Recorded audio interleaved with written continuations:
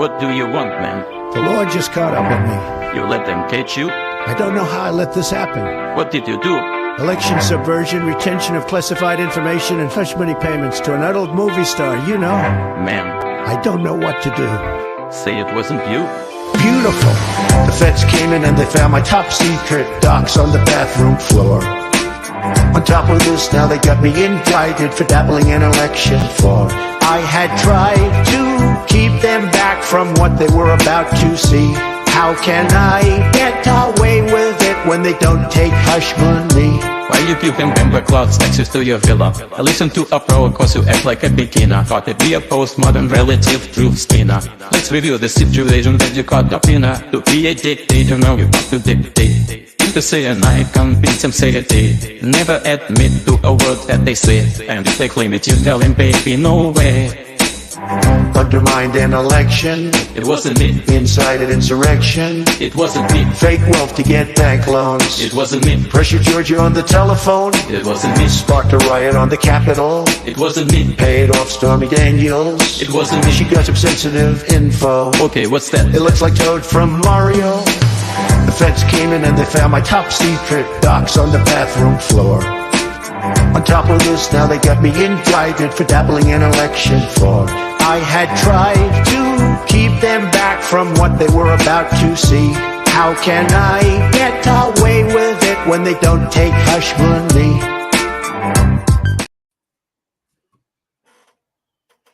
Afternoon, everyone. Hi, Colin. How's you? I'm great. Been running some errands this morning. 10:07 in the morning here. Already got my errands ran. Awake. It's been a good day so far. How's your day been, man? Yeah, not bad. I just thought we'd start with a bit of fun. And do you know what happened? We lost 50% of our viewers while that was going on. Oh no, they'll be back. They'll be back. Oh, yeah, it looks like people are coming back now. But by sticking that intro, yeah, we lost. I think people must have thought, what is this? So we lost. But they've all come back, which is good. But yeah, I'll be finishing with an outro. We'll probably get rid of everyone really quick on the outro as well. There you go. That's one way to get them out the door, I guess. Yeah. But how are you Yeah. anyway? Everything all right? Oh, really good, man. Really good. Like I was telling you, I'm just really excited to come over to your neck of the woods next week, man. Yeah, tell Can't the believe crowd how because close it's you, getting. yeah, in the background you've told me, but Yeah. So on the 14th, we head out, Tuesday. arrive in England early morning on the 15th, and I couldn't be more excited. Get to see everybody. I was telling Jose how nice it's going to be to see people face to face that I've only ever seen on the screen. Can't wait. It still doesn't feel real. I haven't packed the thing. We're meeting up on the Wednesday, the 15th, next Wednesday. Yes, me, you, Ellie. It's gonna be an awesome time. Cannot wait. And my crew, of course, that I'm coming with will be there as well. My lovely mom and wife and my buddy Nick. It's gonna be wonderful. I can't wait. We should So have you got things planned? Are you doing things when you come over or not? Because you've not really, or has your mum decided all that for you? So we are kind of just flying by the seat of our pants. We've got the hotels booked and everything, and like the Airbnbs and whatnot. We've got all the plane ticket, the train ticket to Amsterdam, the plane ticket to Ireland after that, and then the plane ticket back to England. How long are you over here for? Sorry, how long are you away from America for? 15 days. So you're coming over here for 6. Yep. Amsterdam for 2. Then you're going to Amsterdam for 2. Yep. And then flying back are you flying back from Amsterdam or from England? From Amsterdam. So you're flying from Amsterdam to Ireland. Yep. And how long are you in Ireland for? Just a couple of days. A few days. And then you're flying back to England again. Yep. So you've got a pretty full-on itinerary then. And I got an itinerary. And I'm supposed to be meeting up with John Fitzpatrick from the chat whenever I'm in Ireland. That's going to be a fun one. Yeah. He's agreed to show us around a bit because Ireland's not a huge place, and he's actually not that far from where we're going to be. So yeah, I'm excited for that. Ireland's beautiful. I mean, I've never seen it in person, but as you can see by me, part of my family comes from there, and I'm excited to to see the motherland, as they say. My grandma was an O'Connor. Oh, my family comes. But my grandma was an O'Connor. My leprechaun side comes from there. Exactly. I'll be chasing rainbows, seeing how true that is. But yeah, man, I'm so excited. But I haven't packed the thing. I haven't really thought enough about it yet. Just a lot going on. It's hard to wrap your mind around it. But I'm doing it. So yeah, real excited. I'm sure everyone's tired of hearing me talking about it, so I'll stop. But let's welcome everyone in then, mate. So right, you got Jordan here. Hi, Jordan. He came in earlier. He came in a lot earlier, a couple of hours earlier. But he said, Colin, he's followed you on Twitter X last night. Perfect. I'll make sure I hit you up right now. You've got good afternoon to Asata, Mr. M, Sahil, who's put 3-1. Don't exactly know what that means, but you got Stu from the Disabled Team, who's changed. Oh, nice. TDT TV. That's catchy. I like that, man. Jess, good afternoon, Jess. Jess the best. Tequila is here saying, all right, lads, my pizzas are cooking. You got Lee Statham. Hello, Lee Statham. Drew La. Drew La. I call her Drew La. I've always called her Drula, but now it says Drew La. So I have to say that then. Afternoon, Jose, Jarl, Cole, and all. Yo. You got Graham here. Good afternoon, Graham. What's up, buddy? Good afternoon to everyone and in the chat. You've got Sir Rob Belcher saying, here we go, probably another 4 points if I'm lucky. Big up everyone. Big up Rob yourself, mate. Who else we got here? Got people talking to each other. Daniel Coys is here. Yo. That's Daniel Lee, isn't it? He's now Daniel Coys. Yeah, big up. When I can, I'll put my predictions up on the community page. Okay. I wonder if that was a way to like kind of make sure that there was no confusion between him and Dan E, because there was a Daniel E and a Dan E. Maybe that was. I don't know. Shentam, hey, Jose Mourinho and Colin in charge. Hope you're both well. Yes, Ryan G says Trump and Putin going in. Yep. Oh yeah, man. Big John, good afternoon, Big John. I hope you're well. Tequila is saying, not sure what I'm seeing, but I can't turn away. That's what we were hoping for. Perfect. You've got Colin Blackshaw. Good afternoon, Jose and Colin. Love that tune. Good afternoon to Ronnie. Hello, Ronnie. Hope you're well, sir. Ronnie. Hey, lads. Again from Jordan, so you must be back. Yes, Jordan. I just messaged you on Twitter, by the way. Nita is saying hello to you and me. Hey, Nita. Hi, Nita. I hope you're well. And then Drula is saying, it's Drula really, but I shortened it to Drula. Then everyone on YouTube putting the extra la on it. I like it. It does sound like ooh la la. So. I remember, and I know that you're Drula because your auntie keeps telling me. Your auntie tells me the proper names and the proper pronunciations for everyone in her family. That's a beautiful name. I've never heard that name before in my life, but that's a very, very pretty name. So I know all about the Savas, the Carocatos, the Loisides. I know all of it. I know a whole lot. She tells me everything. And wait, is Sava of Greek origin as well? Sava is her name, family name from donkeys ago. Okay. And then you had Loisides, and then you've got Cacoratos. Mm-hmm. So she tells me everything. So yeah, I hope I'm pronouncing, not murdering it. Ellie's not here to tell me, but Drula can tell me whether I'm murdering it. I'm sure that's how to pronounce it, or that's how she's pronouncing it to me, and that's how I'm pronouncing it back from the conversations that I have with Ellie, because I have many conversations with Ellie. So yeah, Drula, big up to your aunt Ellie. She's the best. Yeah, I don't know where she is today because maybe her daughter took her phone again, making her rest.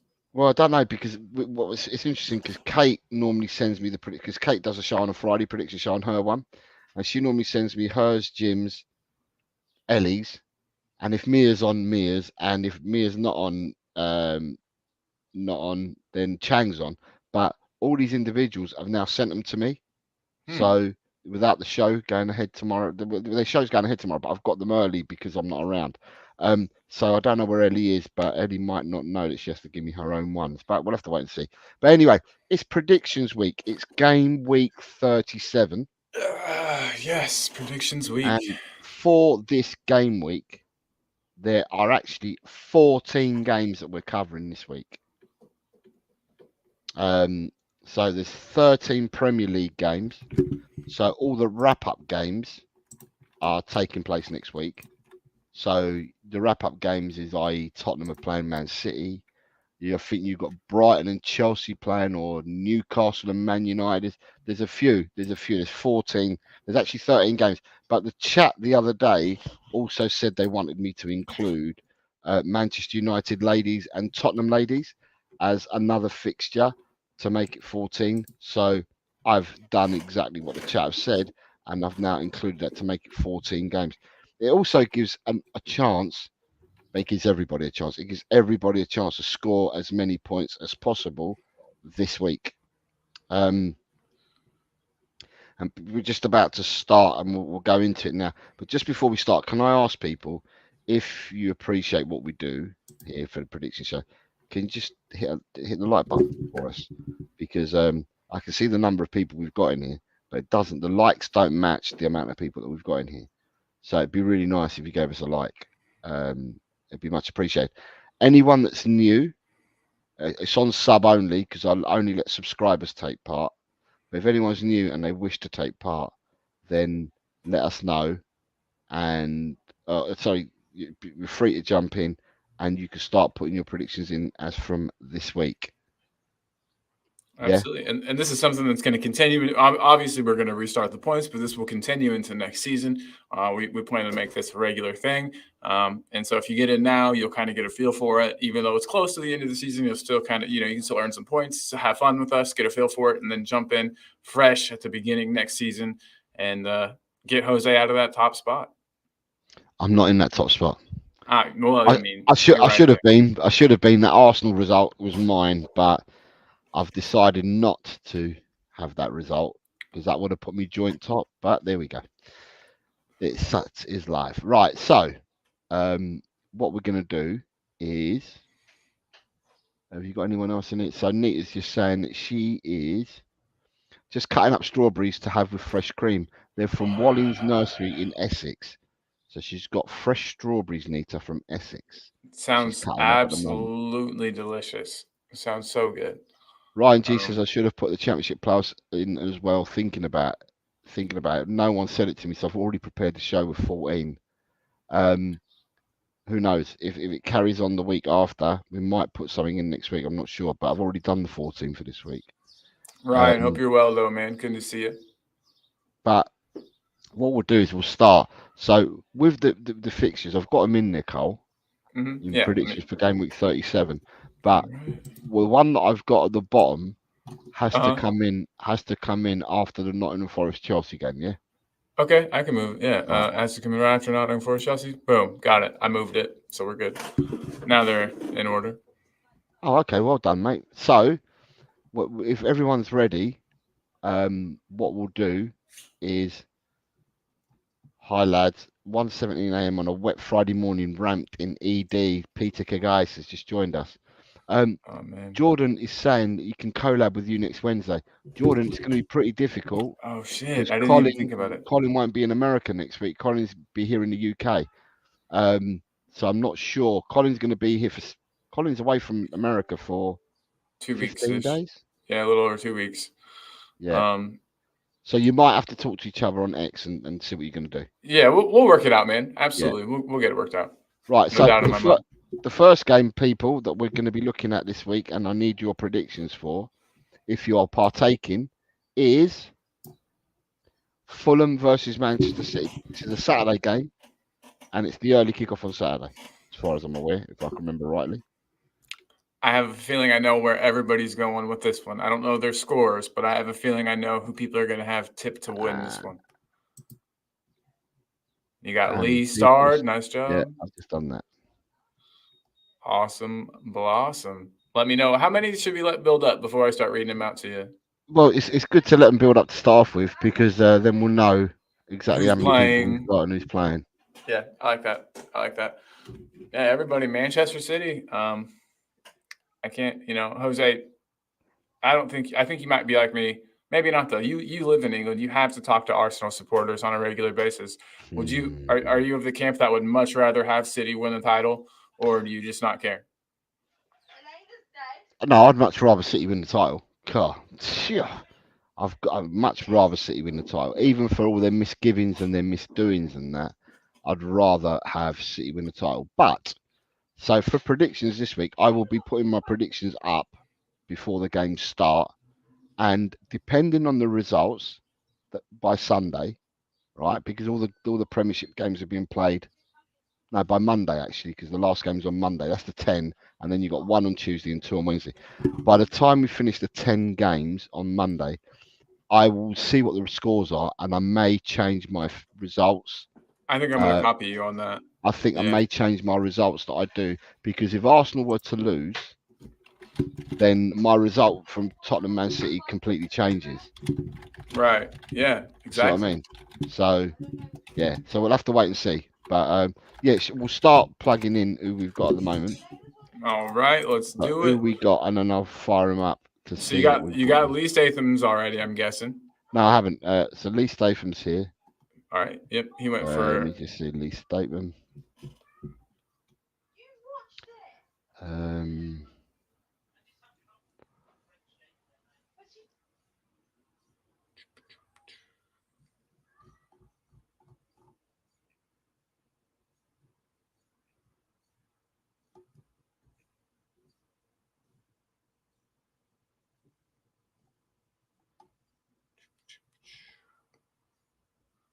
Yeah, if anybody has their score for Fulham to win, and I see 1, that's crazy stuff, man. That's crazy stuff. All right, I see you typing away. Does that mean you got Lee's in? Okay, and then we got Ryan G, who's going for a 1-3. Okay, and then Jordan Timon is going 2-1. So he's the one that's got Fulham to win. Then we got Jess is going 1-4. Audio Artisan is going 2-5. Then we got Rob Belcher, Desmond.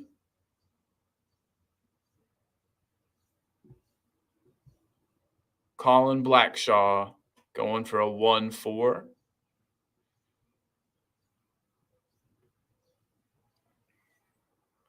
We got Harry Young in the house. Big up Harry is going 1-3.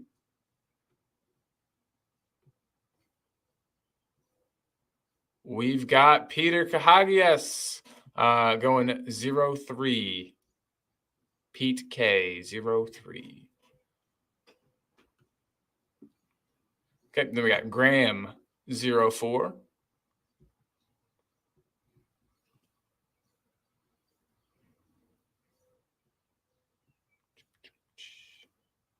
Disabled team is also going 0-4. Big John. What's up, Big John? He's going 1-3. I think Fulham will score. I think that's a safe bet, Big John. Ronnie is going 0-3.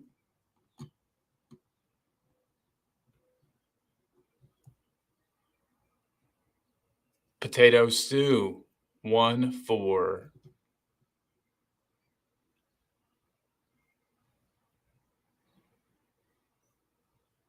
My boy Shemtan's going 1-4. All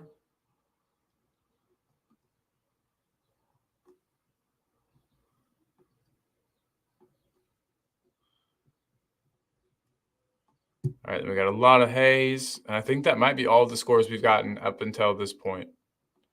I don't believe I've missed a single one here. Let me go back through. That appears to be all of them that we've gotten at this juncture.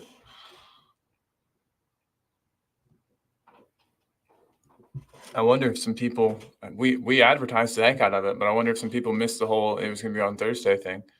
And you know how this goes. People always jump in a little late. We'll go back probably and have to cover for a couple people and get them covered up. But those are the scores we have at this juncture. Yeah, Nita was in the chat and she hasn't given score. I think she was in the chat earlier. Yeah, wasn't she cutting up strawberries though? She might be already into those strawberries and cream. Who knows? That sounds so delicious. Anyone else here? I'm just going backwards for a second. Drooler, I've already got Droolers. So that's not a problem at all. Drooler's already given me hers. Oh, like the full gambit. Nice. Okay, cool. She's sent them to me already, so I've got Droolers already. Big up, Drooler. You haven't got Danny. Danny's normally the first. Mr. M was here earlier. Sahil was here earlier. Yeah, they just haven't put him in yet. I haven't given anything in. And Danny even put in a comment. Oh, but maybe he's. Danny, I think he's going to put his in the community page. Yeah. It's just that some people that have messaged me haven't included the Tottenham women's game. Oh, shit. And some people that have messaged me haven't even realised that we're playing 3 games next week. There's 3 extra games next week. So at the end of the day, if people don't, I'm only going to put in what people said. Yeah, I know, Drew. I know. And I thought that anyway. Drew's cooking, so she had to get them in early because she cooks for the family around this time. That's not a problem at all. I've got yours. You're in. Right. In saying that, then, can we move on to the next game then, please, Colin? Of course. Absolutely. Bournemouth-Brentford. So, Bournemouth-Brentford, please, crowd. Oh, Leo's in the house. Leo, you playing? If you're playing, Leo, the first game, we've only just done the first game at the moment because Leo didn't play last week, did he? So, Leo, the first game that we're looking at is Fulham versus Man City for Leo. Leo was a world traveler last week. I bet that's why he couldn't do it.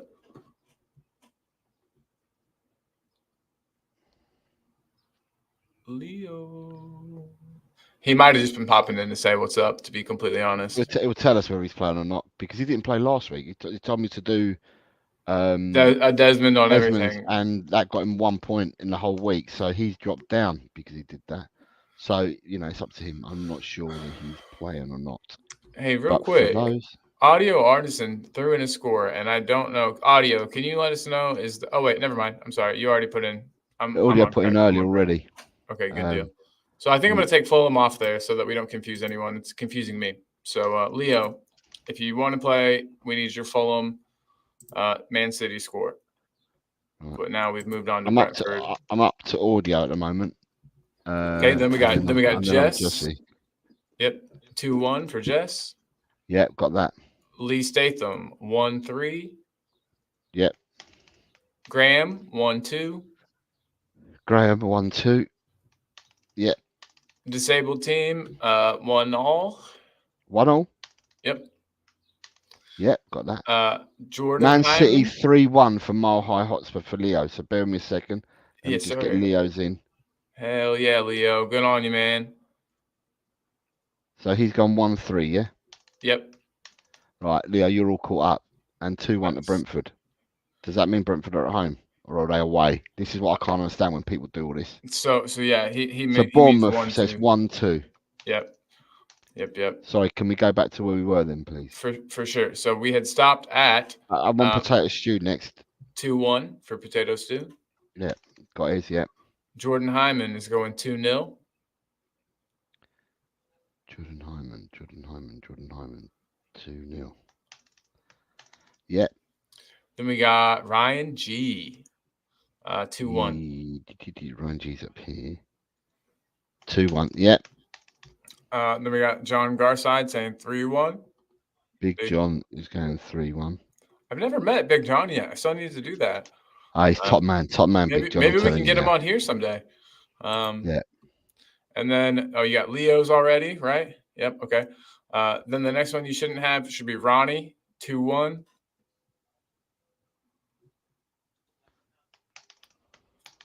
Yeah. Pete is going 2-2. Pete, the old 2-2. Desmond. Yep. Yep, I've got Pete. All right. Then we got Shemtan, also 2-2. Yep, Shemtan's in. All right. And then also there was a question asked. I just want to make sure it was our boy Nick, a.k.a. Talking Beer. He wanted to know if you got his figured out. He sent them in. I think he might have been worried they were Americanized or something. Either they were Americanized, but I've got them. Awesome. Got them all apart from one. He's missing one fixture, and I'm not going to go and fast forward the fixture now. Yeah. Yeah. But they're on my community page, and we're going to come to that fixture soon, but we're not there yet. But sorry, Colin, by the way, you haven't given me your. Are you putting yours in now, or are you going to send yours in? I'll send them in. Okay, right. Yep. Look at this. John said I need to take some Yorkshire lessons first, mate, before I'll be able to understand him. Yeah. I'm gonna Google it right now and see what a Yorkshire accent even sounds like. I don't even know. Oh no! You'll never find Big John's. Really? Big John is original, man. Proper. I can't wait to meet him. Trying to see if I've got Shemtam. I'm sure I put Shemtams in. Yeah, two Shemtam. So we're up to date with everybody so far. Right. Yep. So game 3 of the week is Everton. Oh, sorry. Everton versus Sheffield United, please, gang. What are your predictions? Everton, Sheffield United. You know, while we let these all trickle in, am I the only one that's been like, I don't want to say pleased because they're not my team, but I've been genuinely surprised at the results that Everton have been getting after their points deduction. It almost seems like that lit a fire under them, and they've been playing better for it. Sorry, Alan, the first game, mate, is Fulham versus Man City. Alan Raxdos Madness is here. Yes, so Fulham, Man City, please, Alan. And I also need Bournemouth versus Brentford, please, Alan.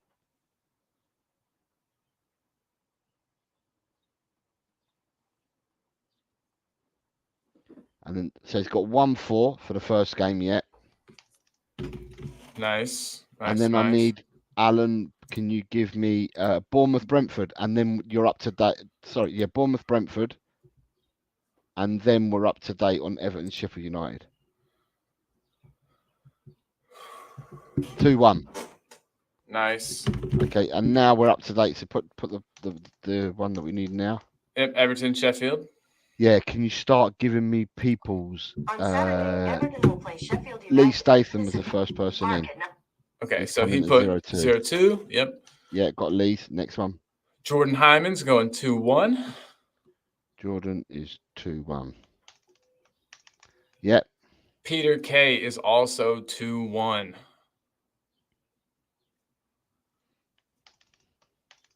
Yep. Shemtan is going 1-all. Shemtan 1-all. Yep. Rob Belcher 1-0. Rob Belcher 1-0. Yes, sir. Got that. Next one, please. Ronnie is also going with a 1-0. Ronnie 1-0. Yep, got Ronnie now. Yep. Big John is going 1-2. Big John 1-2. Yep. Next up is Audio, and he's going 2-1. Audio is going 2-1. Yep. Ryan G 2-0. Yep. Colin Blackshaw 1-2. Colin Blackshaw 1-2. Yes. Jess 3-1. Yeah. Okay. Sorry about that. Sorry, what was the last one I gave you? I had to look at my phone. Jess 3-1. Okay. That was Jess. Okay, then we got an Alan. Oh wait, Alan. No, then it's Harry Young. 3-0. Yeah. Yeah. Then we've got the disabled team 2-0. 2-0. Yep. Okay, and then we've got Graham. Graham is 2-0. Oh, Graham's 2-0. Sorry, Graham up here. Okay. Yeah, I've got Graham. And then Potato Stew. I've got Potato Stew. Great. Alan is going 2-0. Alan is 2-0. Yep. Leo 3-0. Leo is 3-0. Yep. Adrian's here saying hi. Hello, Adrian. Hello, sir. I hope you're well. And that is the last of them that we've gotten so far. Adrian, I might need to send you the link when we've done the predictions if you want to come on, because I want to have a quick chat with you, because I saw some of the stuff that you send in WhatsApp, and I know that me and you had a to and fro. So I just wanted to understand and have a chat with you. If you're up for that, then we'll send you the link. But When 2 we've done the seconds, real quick. predictions. By the way, just 2 seconds. I'll be back in 2 seconds. Okay. So if you're around, Adrian, let me know, and I'll send you the link for when we've done the predictions, because I want to have a chat with you about the Tottenham stuff that you were posting, that me and you have talked about. So, with that being said, at the moment, am I waiting on anyone's? Oh, I've got everybody's. I currently have everybody. So that means the next game that we're going to is Newcastle versus Brighton, please, chat. What are your predictions on Newcastle versus Brighton?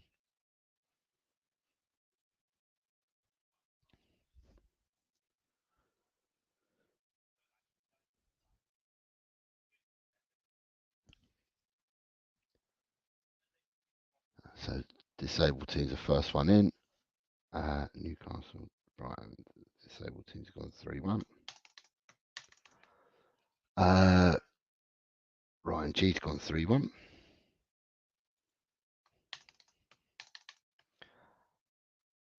Alan's gone 3-1. God, it's a popular result, isn't it? 3-1 again. Jordan's gone 2-1.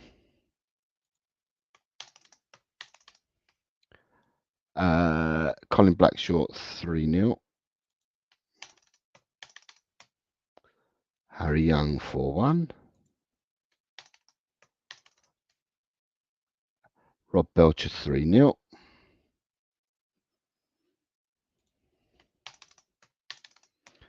Where are we now? Ronnie 4-2. Audio 4-2.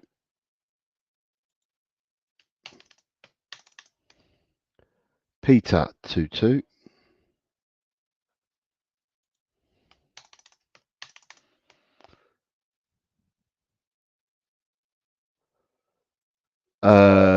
Daniel put first difference 0-2 and 2-0 to Sheffield United, Everton.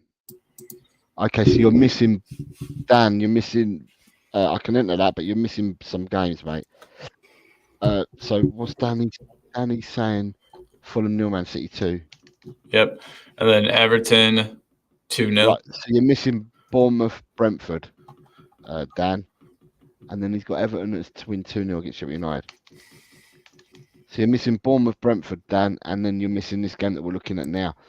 Jesse's going 3-1. That is correct. 3-1 for Jesse. Big John 3-1. Yep. Spurs GCTV 3-1. So Graham's going 3-1. 3-1 seems to be the way to go with these people today. Look at that. It does. Lee Statham 4-0. Lee Statham 4-0. Let me see. Lee Statham. Yep, 4-0. Potato Stew 3-2. Potato Stew 3-2. Yep. Then we got Shemtan 4-2. Shemtam 4-2. Okay, I've got Shemtam. All right, and then Daniel is going 3-0. 3-0 to Newcastle. So that's this game. Right. Yep. So what I'm missing is Bournemouth, Brentford, Dan. Oh, he's got that. He's put it in 2-1. Yep. 2-1. Okay, so Dan, you're up to date as well, mate. And then Leo's gone for a 1-2. Leo's gone for a 1-2.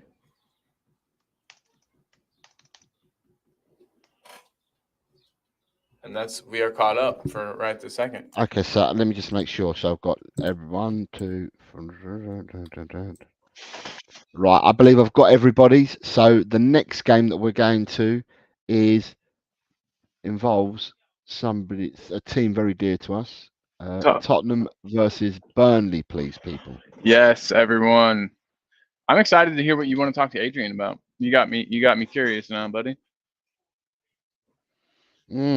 Interesting. You've got my interest piqued.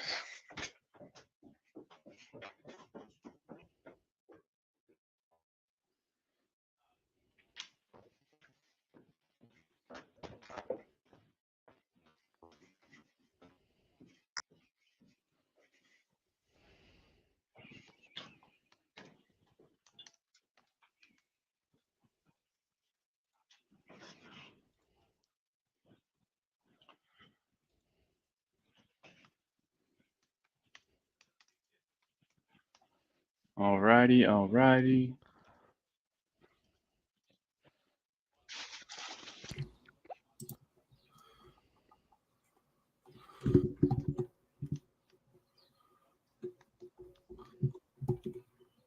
Okay. Do you remember which one was first? Bear me a second. I'm just trying to delete one, putting in my spreadsheet because it's wrong. Right. No problemo.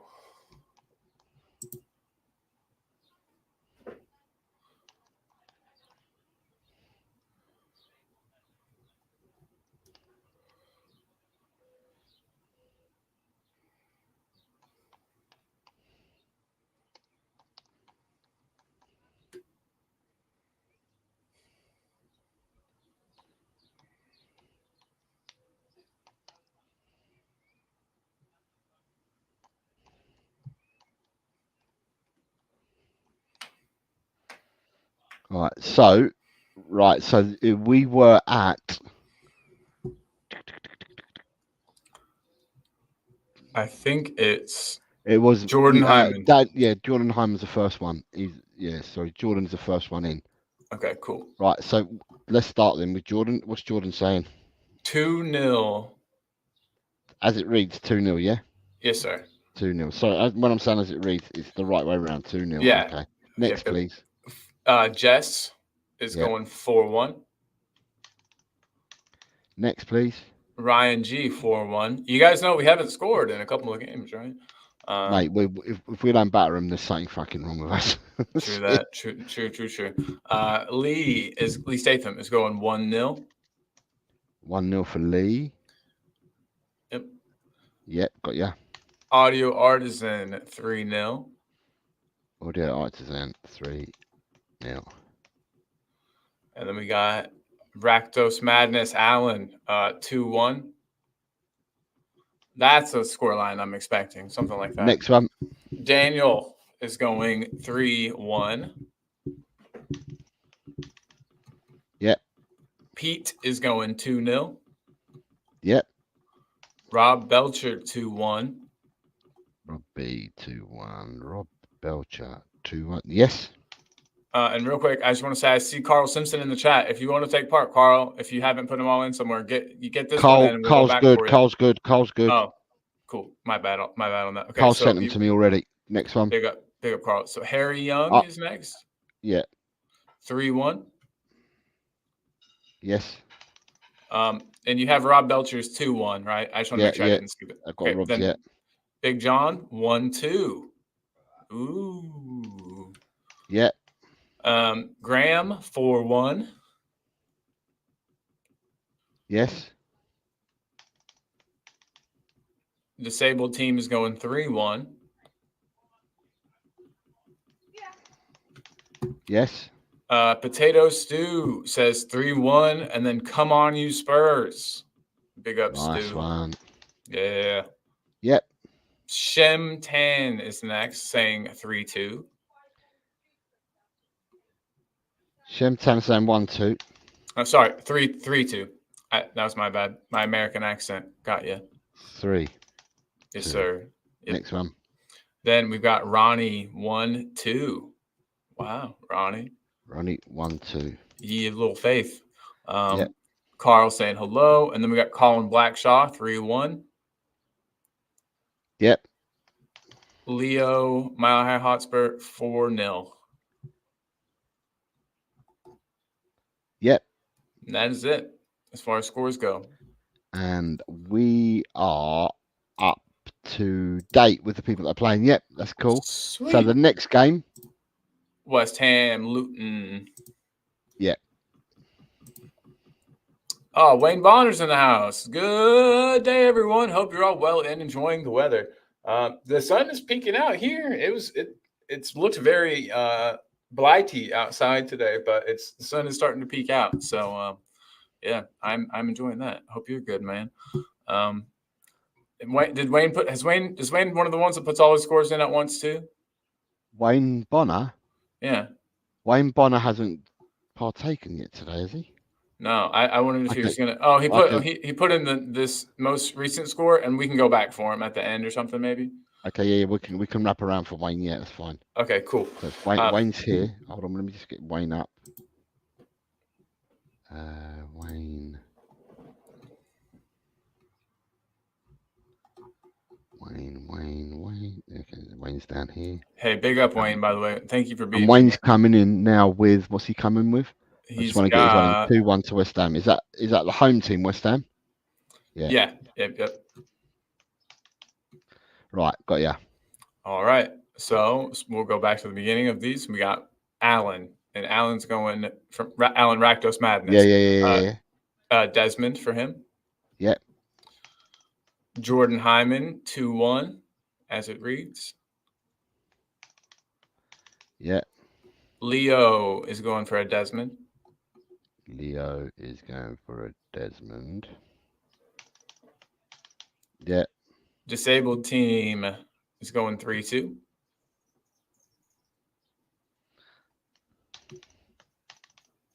Yeah. Yeah. Audio Artisan also 3-2. Yep. Wayne Bonner 2-1. Yep. Ryan G 1-2. Yep. Daniel 3-1. Yep. Rob Belcher 3-2. Yep. Jess 1-2. Yes.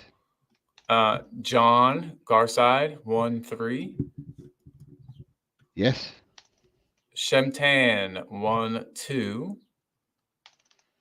Yeah. Graham 1-all. Oh, hold on. I gave you Shemtan's score wrong. I can't read today. So Shemtan. Is Graham 1-all?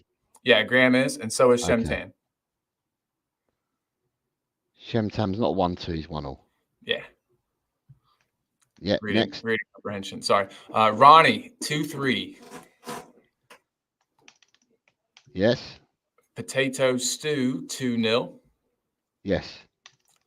Colin Blackshaw 3-0. Yeah. Lee Statham's flipping that, and he's saying 0-3. Lee Statham. Yep. Then we got Peter K 2-0. Yes. Harry Young 2-1. Yes. And then we got Totspurs in the building with a bunch of scores. We just got to make sure that the order is correct on these. Right, so Fulham Man City would have been the first game. I think Totspurs knows what he's doing. I think he does put them in order. Yeah. Bournemouth Brentford's the second game. 2-1, yep. 2-1? That's what he's got, yep. Okay, and the next game is Everton Sheffield United. Yep, and that's 3-1. 3-1. No, sorry, 2-0. 2-0. These are hard to read. 2-0. Got it. 2-0. And then Newcastle versus Brighton. That's going to be 3-1. And then we've got Tottenham Burnley. 3-1 again. And then we've got West Ham Luton. 2-1 on that one. And then he says, big up, guys, and chat. Hope all is well. Big up to yourself, Totspurs. Nice to have you here, brother. Being said, we have caught up. We've got everyone for this round of games. So the next game we've got is Wolves versus Crystal Palace, please, people.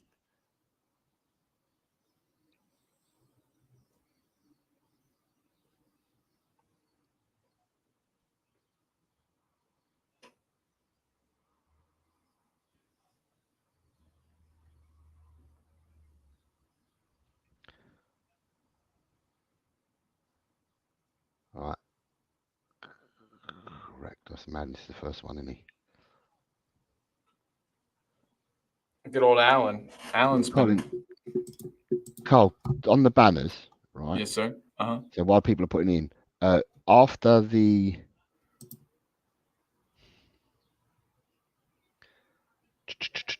before the ladies' game, mm-hmm. Can you put in the one from second from bottom before the ladies' game? I sure can. Yeah. Yep. Got it. Okay. And then you've been adding some banners. Can you put the bottom one in? Yeah. Straight after that one. Sure thing. So that one will go directly before the ladies game then. Yeah. Right. Okay. Gotcha. Got him in. Yeah. Right. So with the banners, sorry, going to the scores.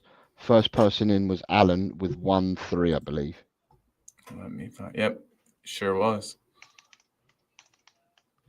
Second person in was Lee Statham with 0-2. 0-2. Yep. Then we've got Shemtan. Oh, it's okay. He says you get mine wrong. Lee Statham. Okay. You're up to Lee Statham. Then we got Jordan Hyman 2-0. 2-0. Yeah. No, he put that in backwards. It's actually, he means 0-2. I just figured that out. 0-2 for Jordan Hyman. Yeah, because some people just haven't got a clue. Jesus Christ, what can you Jordan's do? American like me. Disabled teams has 1-2. Yeah. Yep. Daniel, same, 1-2. Yeah. Then we got Graham going 1-0. Not Graham, Ryan G. I can't read. Ryan G, 1-0. Yeah. He's supporting his boys. Next Go one. Wolves. Colin Blackshaw, 1-3. Yeah. Yes. Next one. Harry Young, pick up dog, 2-all. Harry Young, 2 apiece. Yeah. Rob Belcher, 2-1. Yeah. Belcher, 2-1. Yep. Let me see if we can find Rob. Rob's down there. Yeah. 2-1. No, got Rob's. We got Jesse going 1-3. Jesse, she's in. Yep. Next. Then we got Big John 1-2. Big John 1-2. Yep. Potato Stew is next with a 1-3. 1-3. Yeah. Next. All right. Audio Artisan 1-all. Audio is audio up there. Audio 1-1. Yep. Top Spurs 1-2. 1-2. Next, please. Graham 2-all. Next, please. Shemtan 2-1. Shemtan 2-1. Yeah. Top Spurs says, "Are you not revealing your predictions this week?" No, I'm putting them. I'll be putting them all up on the community page. I'll put mine there too, so that they're viewable. We're going to put ours on the community page because I haven't got time today and I'm not around tomorrow, so I'm just going to have to reveal and put everything up on the community page that I'm going to do. So they will be up there well in advance of the first game. Wayne Bonner has gone ahead and given us all of his. Do you want those now, or do you want them? Yeah, Wayne Bonner. Let me see, because I had one for Wayne. So let me just find Wayne again. Right. So Wayne's gone what? Gone. Okay. So for the first match, 0-3. Yeah. Second match, 2-1. Yeah. Third match, 3-2. Yeah. Then 2-0. Yeah. We should be at Spurs now, which he's gone 6-3. And then 1-3. Can't be on 1-3 because Wayne's giving me West Ham Luton 0-2. Sorry, so this is for Palace. I'm so sorry. So for the Palace match. We haven't even got there yet. Palace are not playing Chelsea though. Oh, Palace. You're going ahead. Oh, I apologize. Okay, so he's gone too far. Okay, so cool. We I think we're caught up with Wayne then, right? I'm just going to stick his in just for now because otherwise I'm going to get confused. So I'm already a tiny bit confused, but that's my bad. Leave him there. Right. So at the moment, is there anyone else with any scores there? Yeah. There is Peter K. Peter's gone 0-2. He's gone 0-2, and that looks like everything. Oh, and then Ronnie, of course. Ronnie's gone 0-4. And I'm missing Leo as well. And then there's a really nice message from Alan who says 30 in here, but 21 likes. Please hit the like button. Ronnie's gone 0-4, but I'm still waiting for Ronnie's. 0-4. Okay. So Ronnie's is there. Right. So I'm missing Leo. Just trying to see who I'm missing. I think the only person I'm missing at the moment who has been playing today is Leo. So I don't know where Leo is. Right. Don't know where Leo is. Move on to the next game. Let's do it. So the next match today. Sorry about that. I didn't mean to cut you off. Go on. It's Forest Chelsea. Boom. Forest Chelsea, everybody. Forest Chelsea, people. What say you?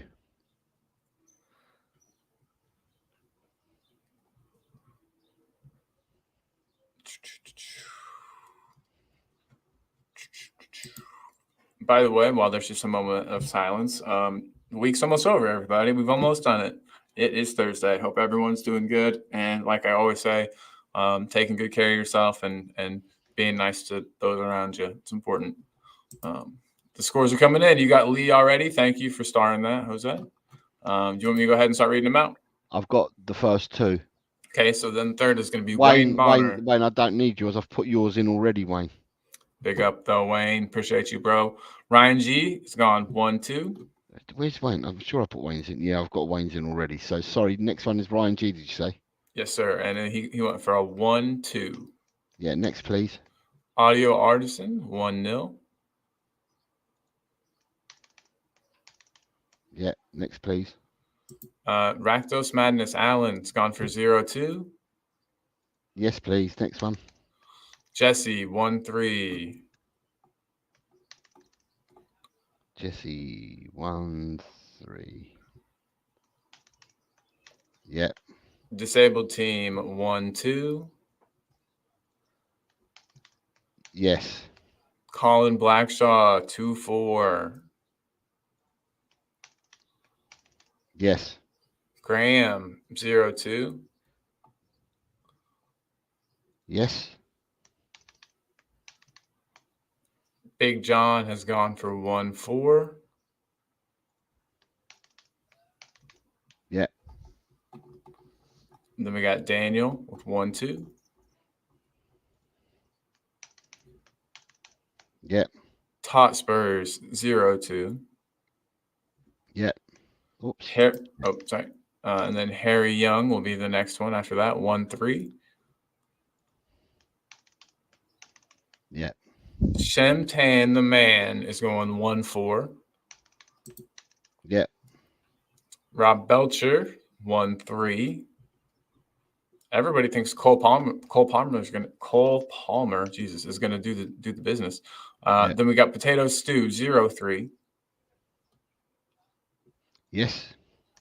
Pete is going with a Desmond. Yes. Ronnie is going 1-2. Ronnie, 1-2. Yep. And then we've got just a guest. Raw is War is saying, hi, Jose. It's Richard Wigley. My name is now Raw is War. Hi, Rich. You're right, mate. I hope you're well.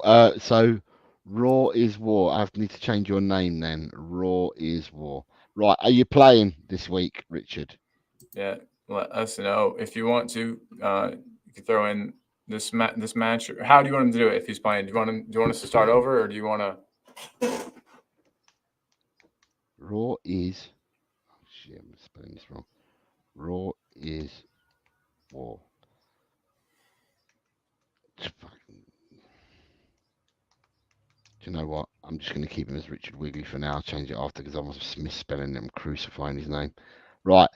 Richard, can you give us your prediction, please, for Nottingham Forest Chelsea? And then we'll wrap around for you after, Richard. So give us the prediction for Forest Chelsea, the one that's currently on screen. Jordan, you're saying to me my prediction's at the top. James, the Tottenham fans, start now. Nottingham Forest Chelsea as well. Jordan, you're saying my prediction's at the top, guys, for Forest versus Chelsea. Jordan, I have you in this 2-0. Yeah, we got Jordan in this 2-0 already. So the only people I'm missing on Forest versus Chelsea is Richard Wigley and James are the only two people. If they're playing, get your scores in now. Otherwise, we move on. And obviously, Leo, I don't know where Leo is. So, Richard and James, if you want to play, enter now Forest Chelsea, and we'll do the wraparound later, because otherwise we'll move on. 1-2 for James, the Tottenham fan. James, the Tottenham fan. I need to find him. James, the Tottenham fan here is going 1-2. Jordan said he was just checking. No worries, bro. We got you. No worries, man. Chelsea to win 0-2. 2. Cool. So he has the right way. Nice. So Big Richard, up. let me go find Richard again. And Mr. Wiggly. Right. So, right. Well, we'll come back for you and for James. We'll come back after we've done. Right. The next game here. Is da, da, da, da. You guys have spoken. So because you guys have spoken, I've extended the predictions to a further 2 games. So this is one of the extended games. I need your predictions for Norwich versus Leeds, first game of the playoff at the weekend.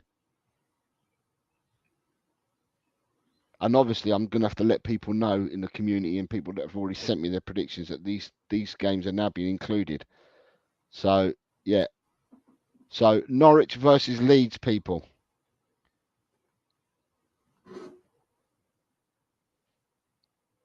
Jordan Hyman came in first, but he's already given me a result that's 0-2. I need to find that result now.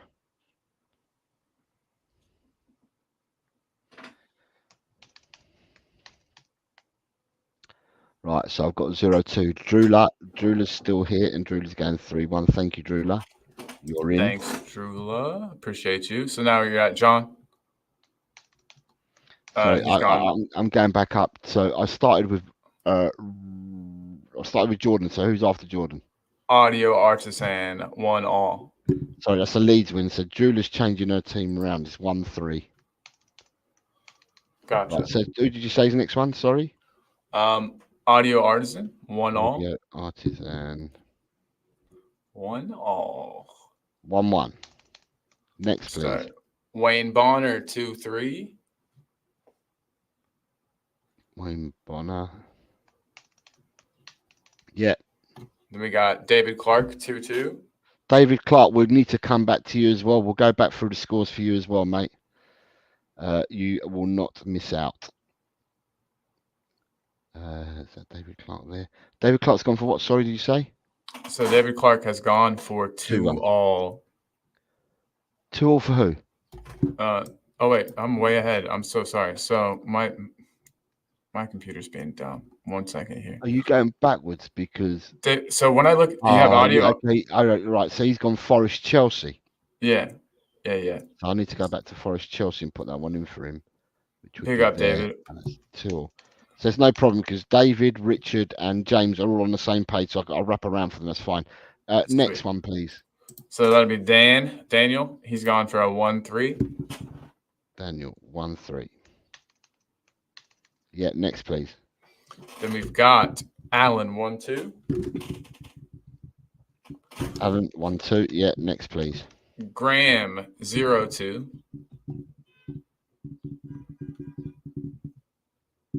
Yeah.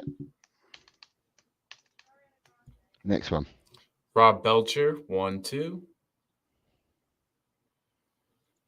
Yes. And we got Raw is War.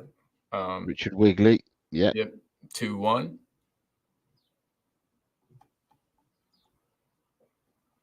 Yeah. Then we got Ryan G with a 1-all. Yep. Then we have got Drula. Oh, you got Drula. So Big John will be next with a 1-2. Yes. Shemtan 1-all. Yeah. Tot Spurs 1-2. Yeah. Lee Statham 0-3. Yes. Jess has gone for a Desmond. Yes. Drula. Oh, sorry. We got hers. Yeah. Yep. Disabled Team 1-all. Yes. Colin Blackshaw 2-3. Yeah. Potato Stew 2-2. Yeah. David Clark 2-1. David Clark. Phil Coys is here. No problem at all, Phil, because we've got to do a wraparound for some other people. So you're more than welcome. You're in, and we'll go back to the other scores because there's other people that have joined us late. So it's not a problem. Yep. So, Just get your one in for Norwich Leeds. David Clark, DC. David Clark. Right, I had David Clark. Oh, okay. I apologize. Did you have him for the right one? Because this is for Norwich Leeds. But he had put in earlier for Forest Chelsea. Right, so I've got David Clark. Oh, okay. And I now apologize. I've just put in Peter Peters. Thank and now you. Then Harry Young 2-1. 2-1. After that, we got James. James is going 1-2. James, I didn't find James. James is up here. Yes, I've got James. Ronnie with 3-1. Ronnie.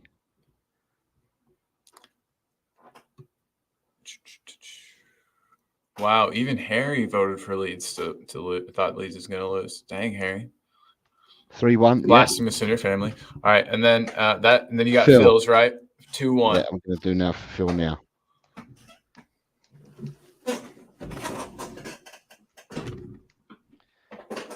So Phil come. Oops. Let me just go back there. Cut and paste that one into there.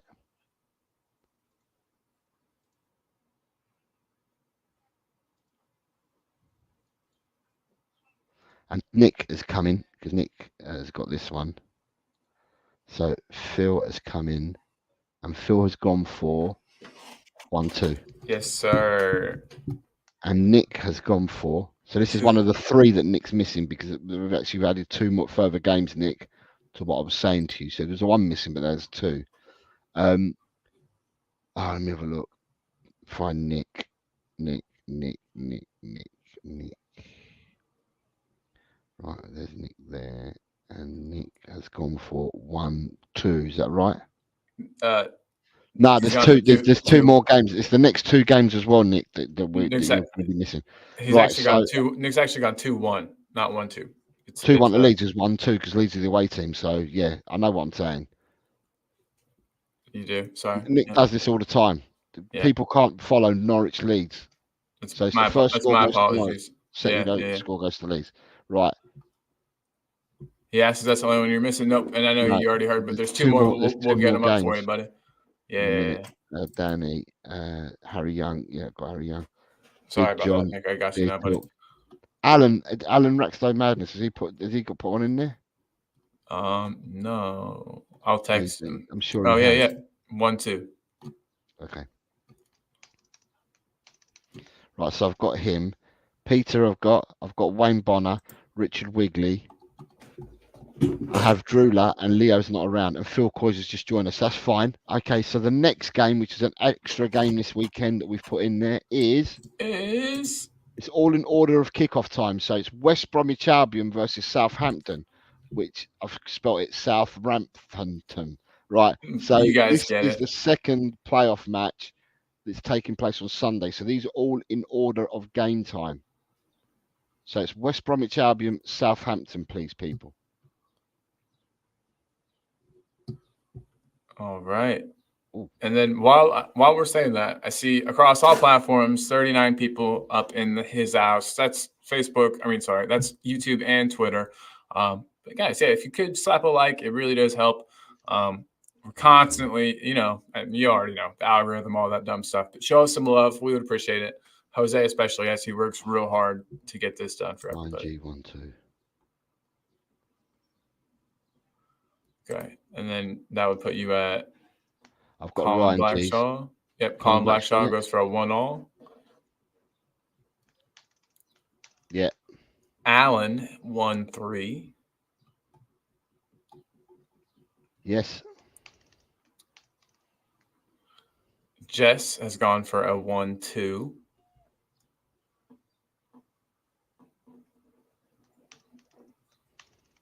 Yeah. Talking Beer has gone for a 1-2.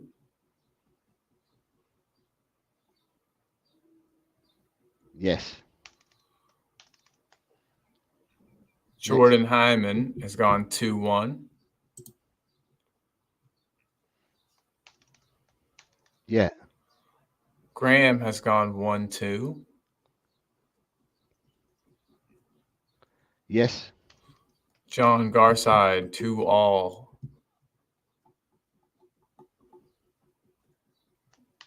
Yeah. Disabled team, 1-2.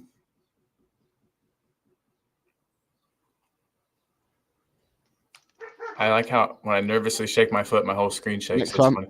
Okay, then we've got Harry Young, 1-3.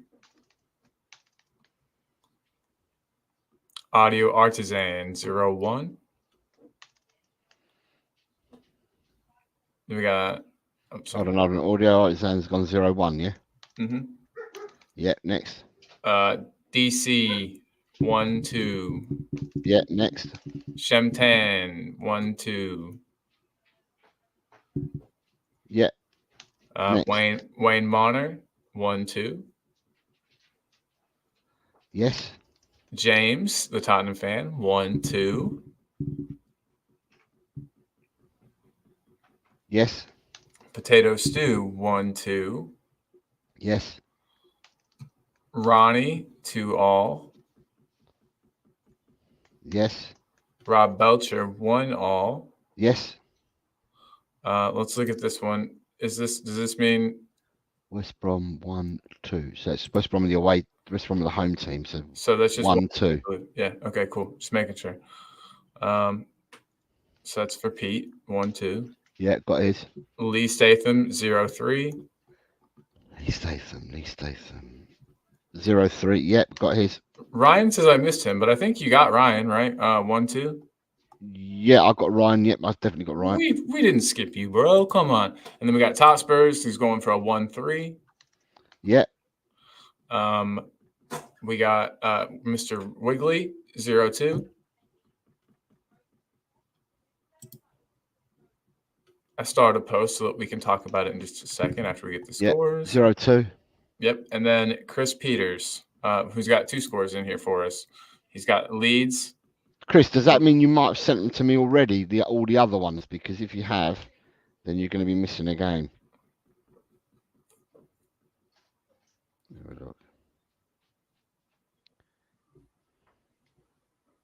He said, those are full time, no added time. Is that okay? Yeah, Chris, that's the way we're going on these. I think, right, Jose? Just 90 minutes? Yeah, it's always going to be 90 minutes. Okay. Yeah, you got it right then, Christopher.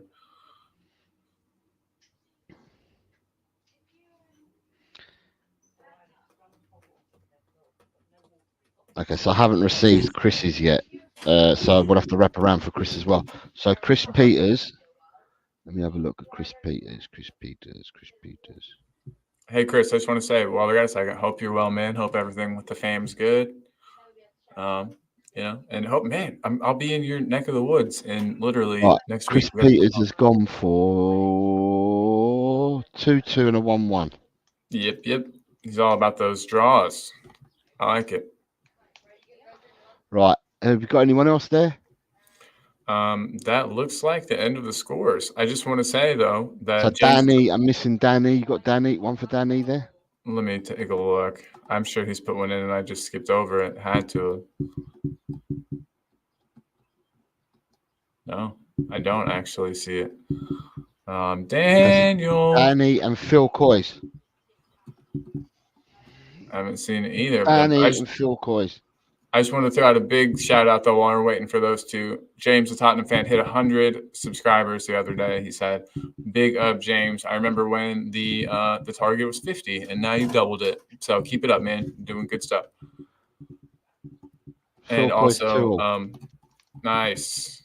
So Danny's the only person I'm missing on that game. So we might have to come back to Danny. The next game is In the Hype. Sorry, In the Hype's playing. Oh, shoot. Nice. I'll go back one. Sorry, we'll just go back to In the Hype on. Danny's gone for what? Sorry, 0-2. Right, In the Hype is Who's News.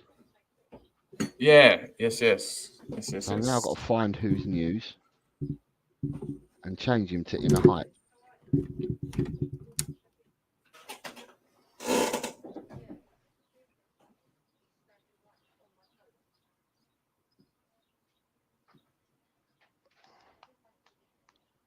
Don't worry, we'll come back round to the other scores in the hype, so you're fine. We'll come back round to the other scores, the other predictions. You've got in a hype's gone for 2-4 and 2-3. I'll put that up there just so it's easier to see. Yeah. Right. So the next game is the ladies' match. The next game is the FA Cup final on Sunday between Manchester United ladies and Tottenham ladies. Am I allowed to curse on here, Jose? Say what you like, mate. Get the fuck in, Spurs ladies. Come on. We need Spurs women. Sorry, we need a win. This is going to be great. History in the making. I couldn't be more excited. So, yeah. Let's go, ladies. Spurs women. Sorry. So Ryan G was first. Got him. I've got Spurs GCTV. Okay. And then Alan is going for a 2-3. Yeah. Wayne Bonner is going for a 1-2. Wayne Bonner 1-2. Colin Blackshaw next at 2-1.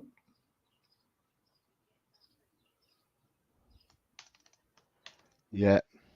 Okay. Jordan Hyman 3-0.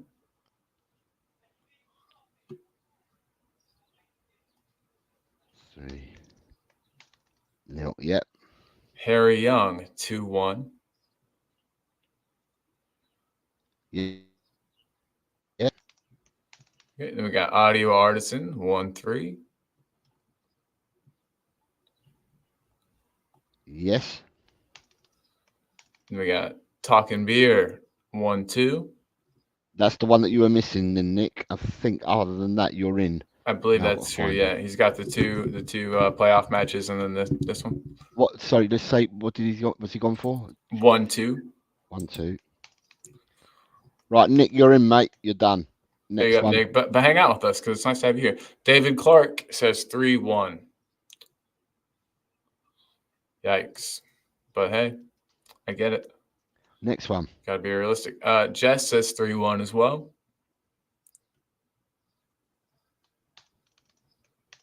Yeah, next one. Disabled Team says 2-1. Yeah, next one. Phil says he's got to back the team, so he's going for the Spurs. So 0-2 for Phil.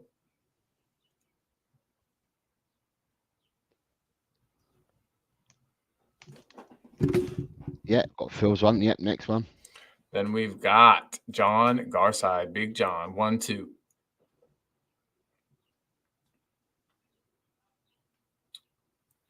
1-2, yeah. Ronnie will be our next contestant. He's going 1-2. 1-2 for Ronnie, yeah. Who's News? 1-2 as well. In a hype. In a hype. Yeah, I guess. Gone for what score? 1-2. Next. Peter K. Yes. Wait, hold on. No, this is where it says Arsenal 2-0. No, so I don't know. We're actually looking for Man United versus Tottenham. It's got 2-3. I can see it. Oh yeah. Further down. I got you. Next. Rob Belcher 2-1.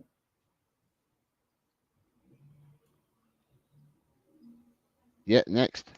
Daniel 0-1. Next. Potato Stew 1-all. That's a really smart option, to be totally honest. Next. This is 90 minutes.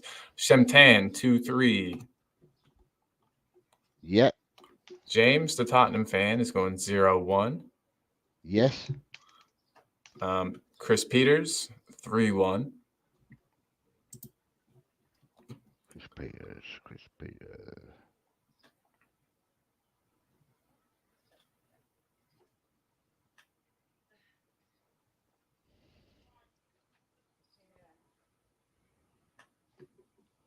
Chris Peters, sorry, 2-3, did you say?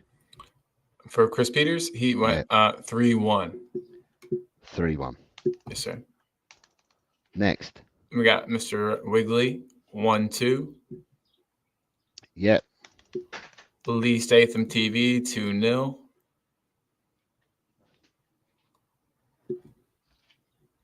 Yeah. And then Tot Spurs 2-3.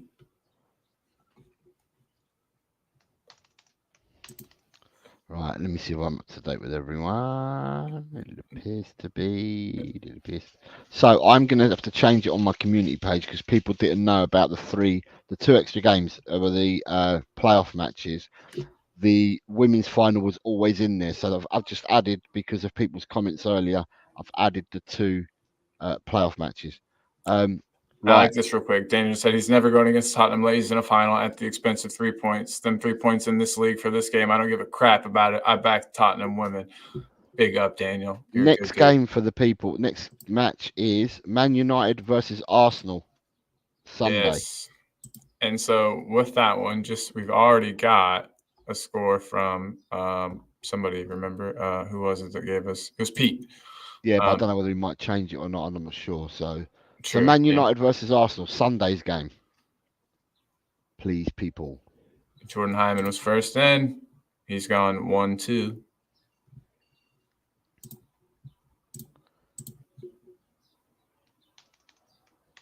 Yep. Next is disabled team 1-3. You've got 1-3, and is Lee there as well? Lee. Yeah, he says 1-3 as well. It's just that these are all in a cluster together. I got David Clark, Rob Belcher, and Audio. If I can see them anywhere. Audio has gone. Just saw Audio. Audio's gone 2-1. And Rob Belcher is 1-3. 1-3. Is DC given a score yet? Yeah, 1-3 as well. 1-3 as well. Okay, because they're in a cluster of people. So sweet. Yeah. It saves me going up and down. Right, and the other cluster of people I've got Ronnie. Look for Ronnie here. Not come up yet. Okay. Nope. Spurs GCTV, Graham. 1-0. And Ryan G. I'm sure he's in here. Ryan G. Yeah, 0-2. I can just see him. He's right at the bottom. Not. I like that. That's good. How do you spell that word? N-A-U-G-H-T? N-O-U-G-H-T.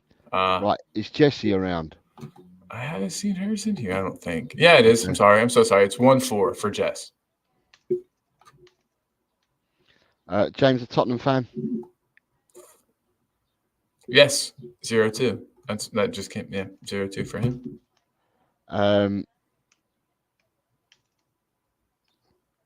Chris Peters? Not for the time being then.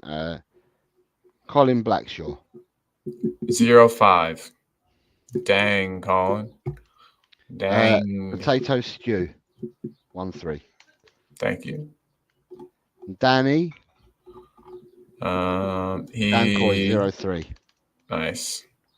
Your eyes are doing well today, Cole, anyway. Shem Tams. Where is Shem? And Harry Young. All from both here. I didn't see Harry's. Yeah, I did 1-3 for Harry. And your boy Shem has not put his answer in yet. Okay. Big John. Yeah, 2-4. Alan. 0-3.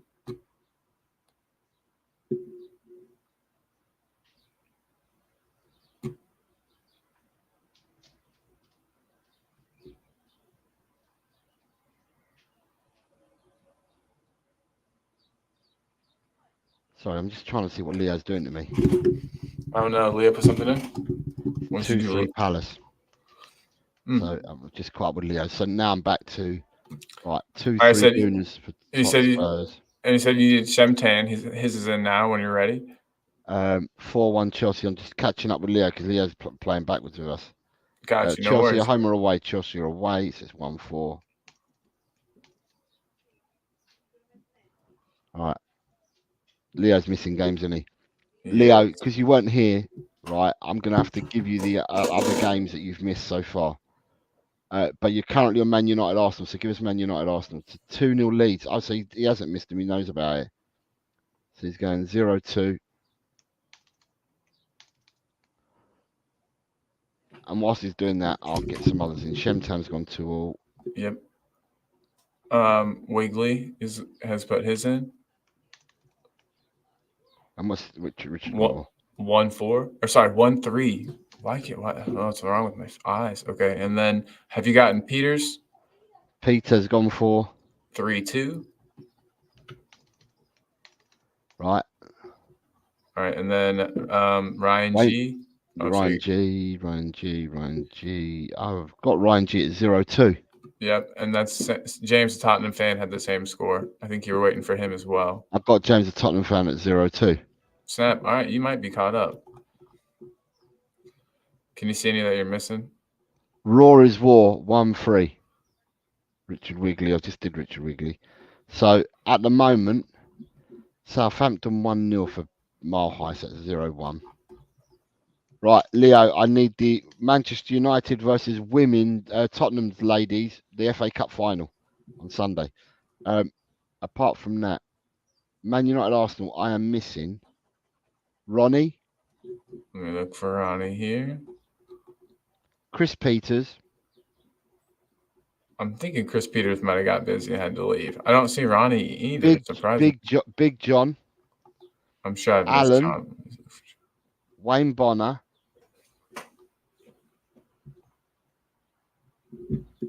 It's going 2-3 for ladies. Here's John. John's gone for 2-4. Big John's gone 2-4. Yes, sir. Okay. All right. So I'm missing. Sorry, I'm missing Ronnie. Is Ronnie up there? Because Ronnie's normally in and around. Yeah, I'm not seeing Ronnie's. I don't think it's my eyes today. Rakdos Madness has got 0-3. 0-3. Yep. But you never told me that one. Yeah, well, that's my one. I get one. Yeah, and you've also got Phil Coys is up there. Is he? Yep. Yeah. 2-1. 1-2. Is in a hype around. 2-4 for in a hype. And Mile High Hotspur. Mile High Hotspur says have you got your Arsenal one in yet, Leo? Wayne Bonner 0-3. Where are your eyes, man? Well, at the bottom. I mean, where He's where in you there 0-3. Okay. The last thing I see Spurs ladies, I see Southampton, I see Leeds, I see Chelsea. Chris Peters, Palace. Chris Peters and Ronnie. Neither of them are in. Chris Peters, Ronnie. I think I've got everybody else's, apart from Leo. Just defending myself. The score you have for Leo. Leo's going 2-2. Okay, cool. He's just put it in now. Gotcha. Johnny Bethnal Green. JBG, you're in time, mate. We start with this one, Johnny. Yeah, Mr. Bethnal Green. What is Johnny, start with this one, mate.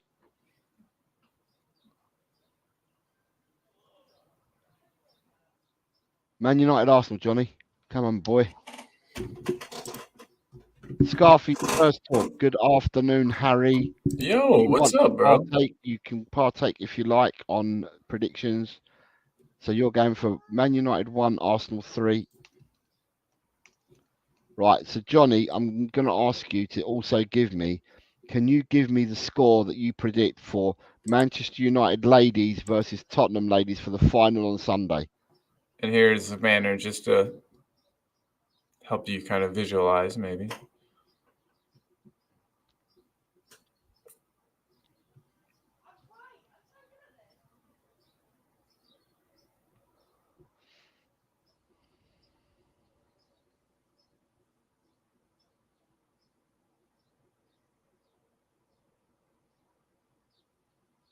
Man U ladies 2-4. Right. Can you go to the next game after Man United ladies for Johnny BG so you can catch up? Like backwards, and then I can wrap around after that. Yeah.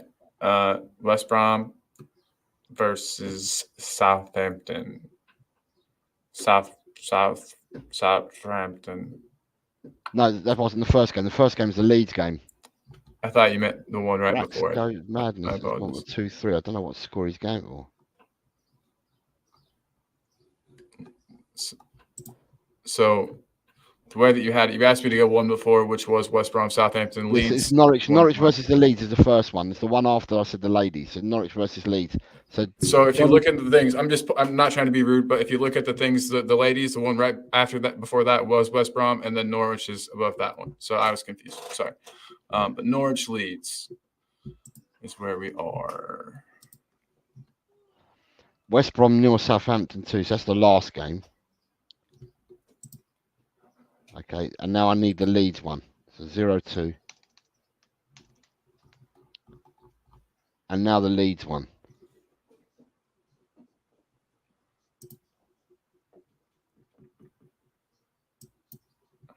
Okay, here you go. Norwich 0, Leeds 3.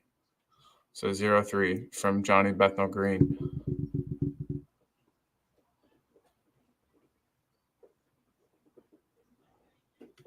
Zero 3. Yep, 0-3. Donna Collins put in 9-6. For us, 96 for everything. So there's no point me even looking. I know what Donna Cullen wants. So it's 96 for everything. That's fine. Okay. Apart from she's going away Tottenham to win, but 69 she's gone that way. But the others are all 96. Perfect. So I know already what Donna wants. So you know, I don't have to look out for Donna's. I can just add them. It's the same score all the time. Perfect.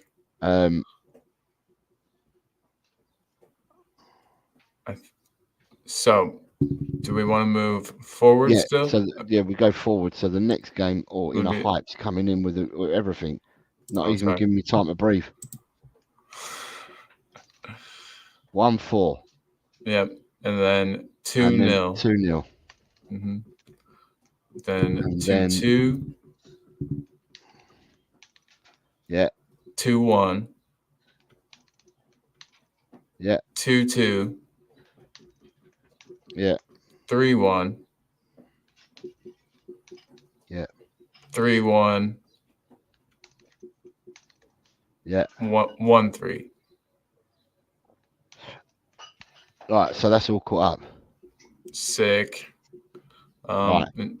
So that's all caught up. Anyway, the next game is Aston Villa, Liverpool. Aston Villa, Liverpool, and we've got people already putting them into predictions. So you've got Jordan started with 0-2. He's got 0-2.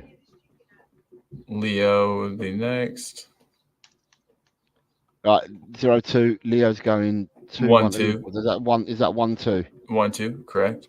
1-2, you Americans. Donna Cullen, as you asked, you put 9-6 for all of hers. Perfect. Yeah. David Clark 2-all. DC is going for.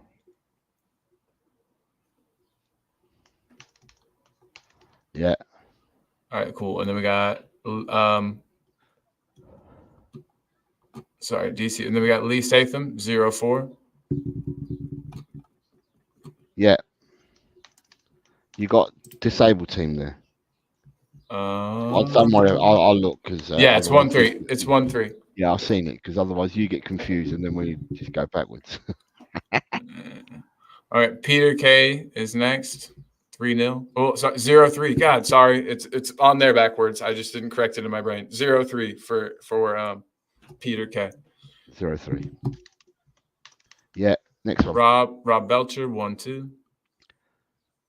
Rob Belcher 1-2. Yeah. Audio Artisan 1-2. Yeah. Donna Collins gone 0-6 this time for what it's worth. Wayne Bonner 2-1.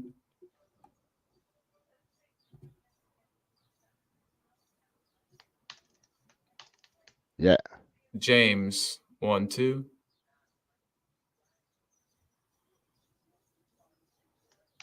Yeah. Jess 1-3. Got Jess yet. Next one.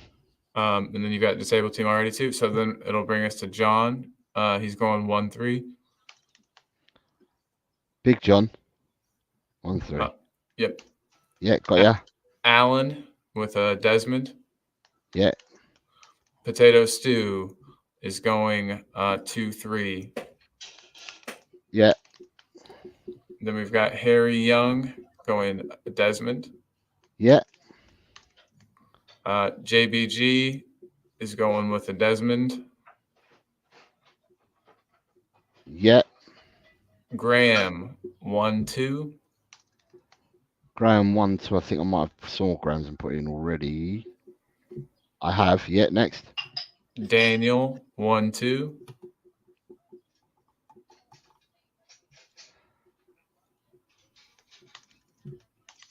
Dakaru, if you want to start playing now, you can do, because I'm going to wrap it around for some people that joined in late, so you can. Next after Danny. Be Ryan G 1-3 for Ryan G. Aston Villa 1, Liverpool 3.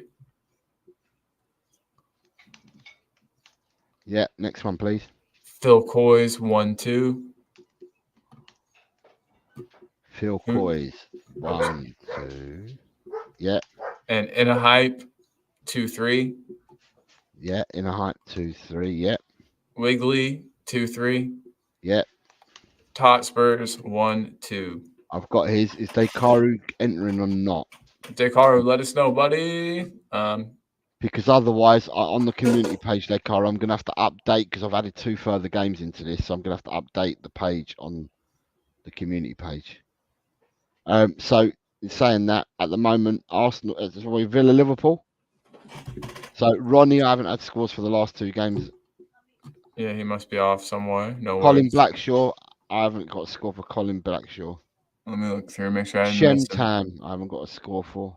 Shemtan said his phone's being wacky and half the buttons aren't working. So Shemtam and Colin Blackshaw. I'm just going to go back and look. Yeah, I don't see him either. No, Shemtam and Colin Blackshaw are missing. And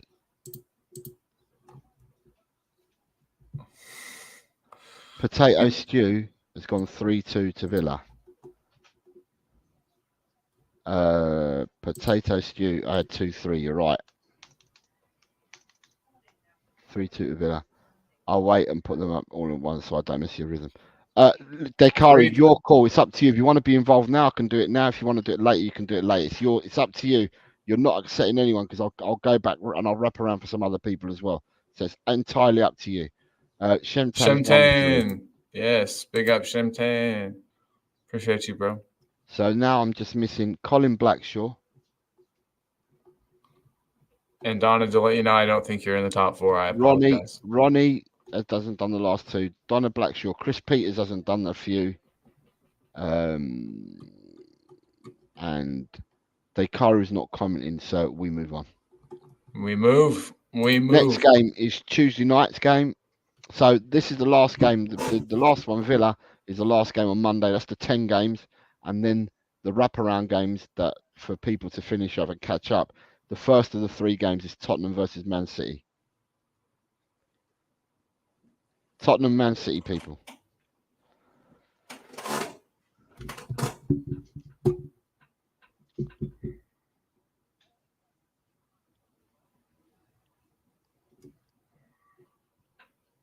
Right, so we've got Ryan G is coming first. Right. 1-4.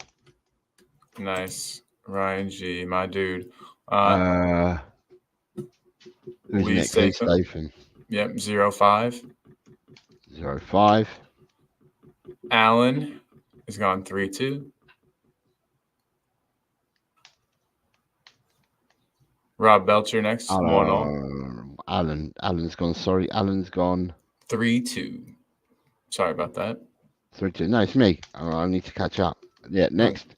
Rob Belcher, 1-all. I've got Rob. Yeah, 1-all. Audio Artisan, 2-all. Yeah. Shemtam, 2-all. Shemtam 2-2. Yeah. Jess 1-3. Jess 1-3. Yep. David Clark 1-2. Yep. And we've got Wayne Bonner 3-2. Wayne has gone 3-2. Yeah. We got John Garside 0-3. Yep. Okay, then James the Tottenham fan 1-3. James Tottenham fan 1-3. Yep, got ya. Great. Graham is 1-all. Yeah. Right. Harry Young 1-4. Harry Young 1-4. Yeah. The disabled team 1-3.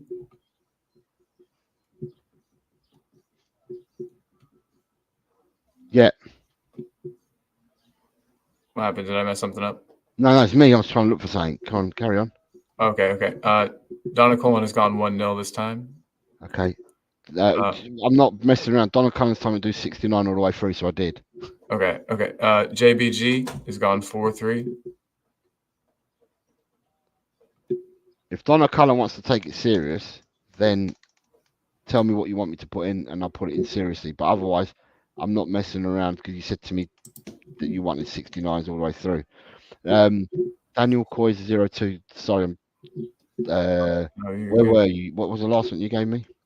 So I believe it was Johnny Bethel Green at 4-3. Donna Cullen is going 1-0. I'm just going to put Donna Cullen in 1-0 for now. Johnny Bethnal Green 4-3 I've got. Okay, and then Wiggly 3-2. Wiggly 3-2. Yeah. Peter K 1-2. Peter K 1-2. Yeah. Potato Stew Desmond.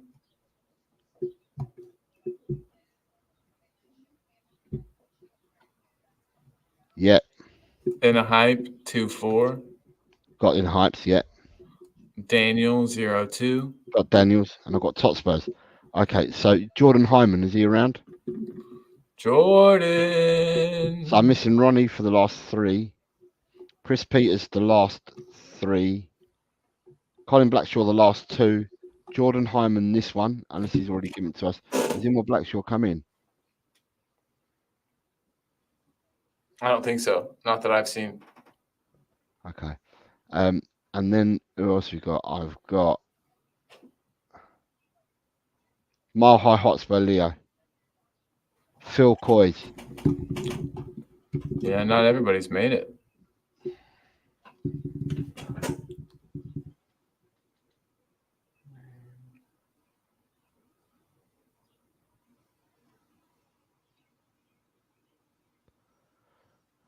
Right, with that we move on because otherwise we'll be and we've got things to do. So next game, penultimate game is Brighton Chelsea.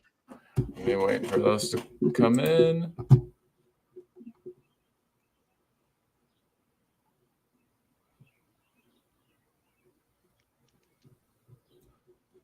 Chris Peters dropped the bomb. Yep. Right. Okay. Just let me get to Chris and then I can update Chris. All right. Right. Go on and just tell me Chris's scores. Okay. So he's got 1-3. I'll read them out to you. Yeah. So I just wanted up here 2-2. Yeah. 2-1. Yeah. 2-2. Yeah. 3-1. Yeah. 1-2. Yeah. 1-2. Yeah. 1-3. Yeah. 1-2. So 1-2 is that Man United Arsenal? Yes, sir. Okay. Good. Yeah. And then Villa Liverpool, he's got it at 2-all. No, and right, is that 2-all Liverpool? And then he's got more down there. Spurs 1, City 1.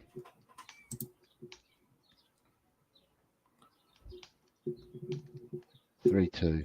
And then the last one he's gone for is 2-2. Chris, Perfect. you're in, mate. You're in. Right, so we're currently on Brighton versus Chelsea. Let me find out where the first one was. Back up. I believe They it was came Rob in Belcher. at Rob Belcher. Yeah. So Rob Belcher's going 0-2. Yes, sir. Yeah, next one. Wayne Bonner 1-3. Wayne Bonner.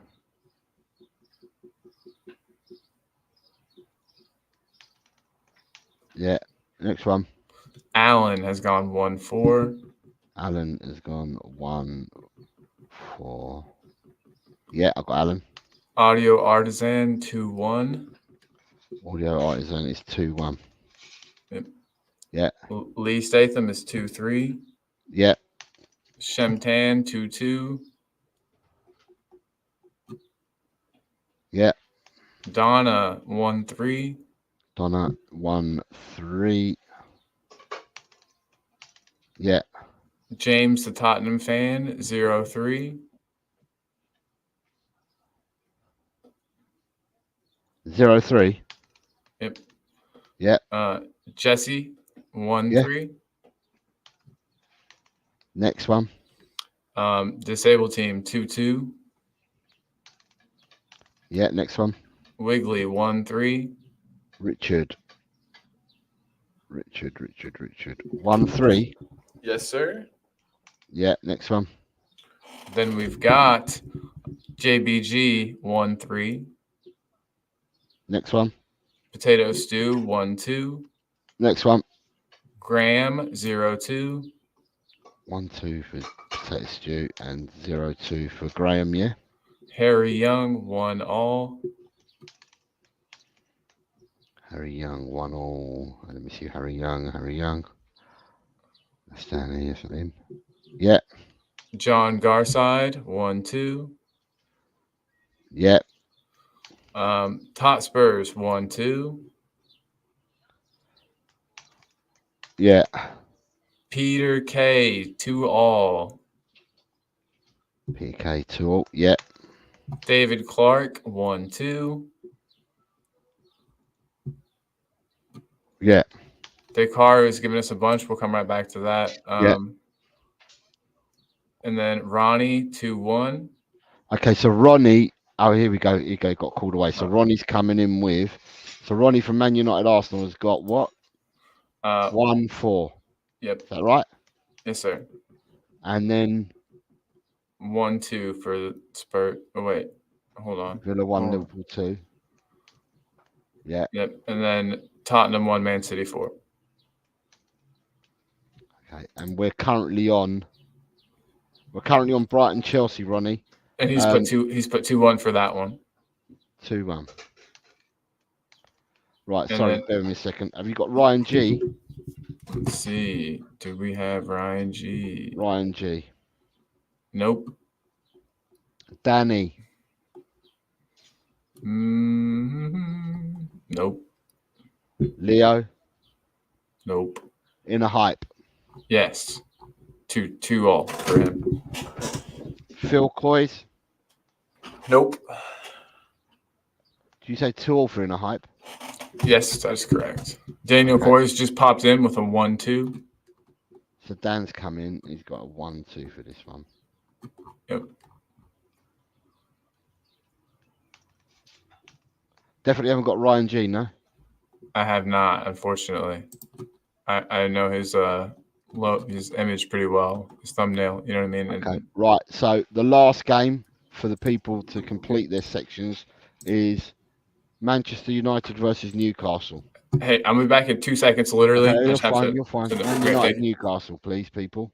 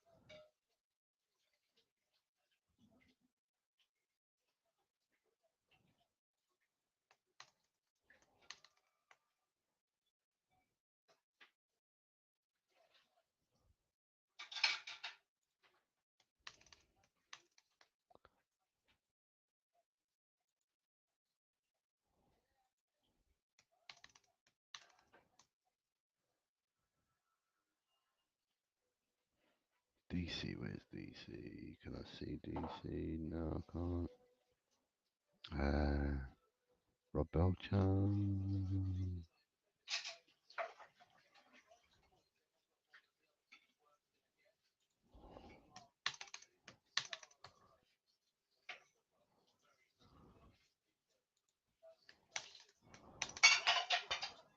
Harry Young, Harry Young, Harry Young.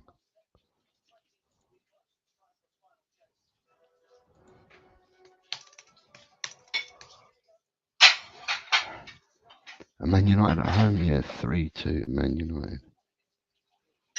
PC 2-1. Donna 3-2.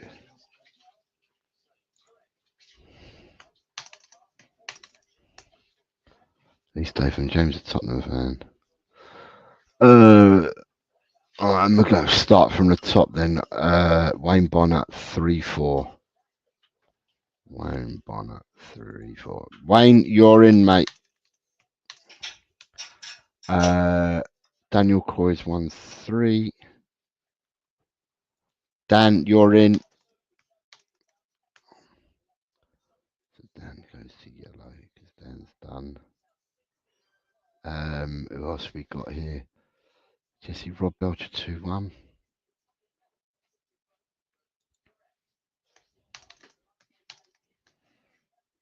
Belcher, you're in. What else we got for Rob Belcher? Daniel Coy's 1-3. So you're in, Dan. Ronnie has got 1-3. Ronnie 1. Ronnie, you're done.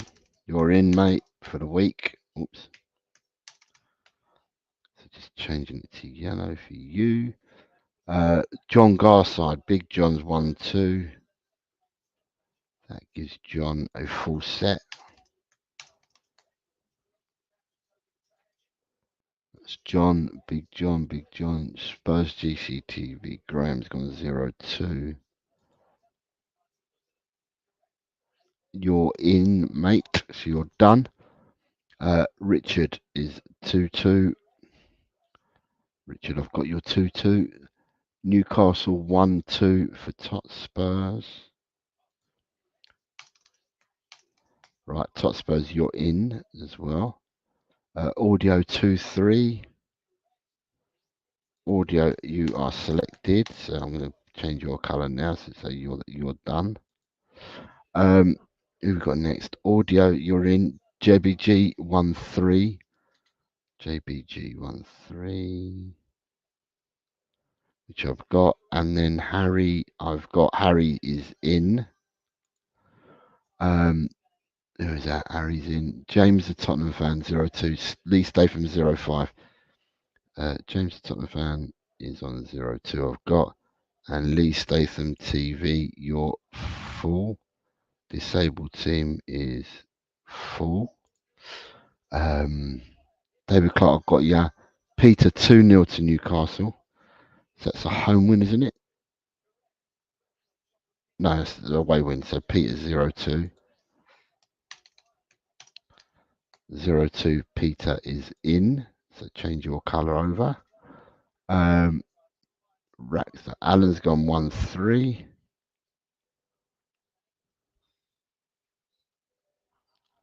Right, Alan, you're in. 3 for Alan. So change your colour. Oops.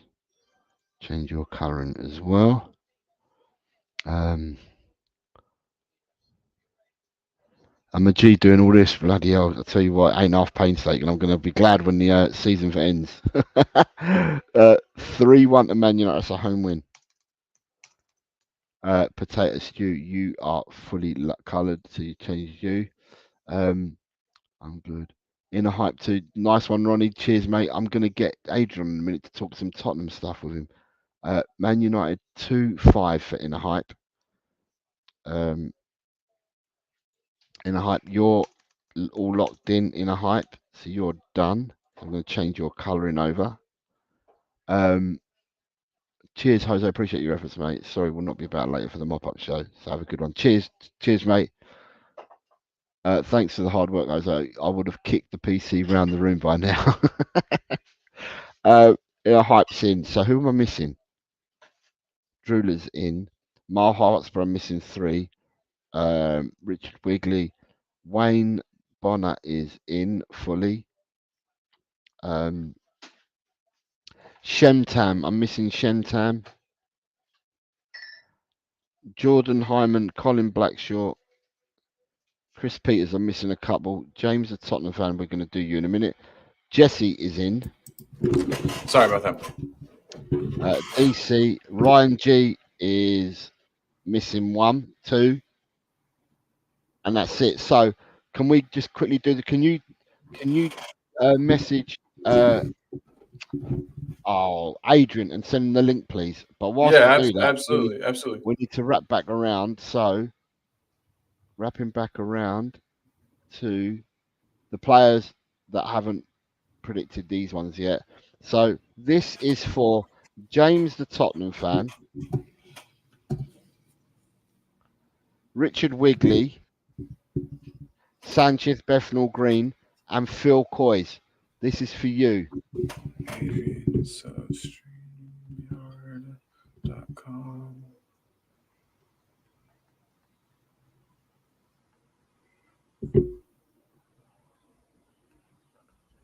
Peter, you're in. So this is for the people that haven't. Let me see where I am. Right, Shemtam. What am I missing from you, mate? Shemtam. For you, Shemtam. Let me see. There's Shemtam, I am missing your score for Manchester United Newcastle. And for the other people, David Clark is going in with 1-3.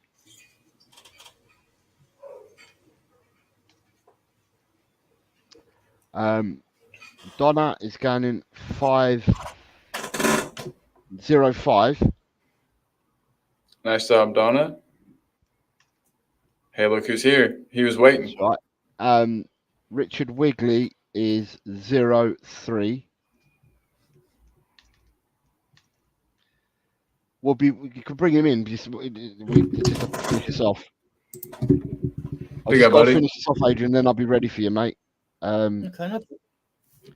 Right, so Sanchez, Bethnal Green. I'm missing your Fulham Man City, mate. As well as James, the Tottenham fan. Shemtam, 1-2. So Shemtam, you're in.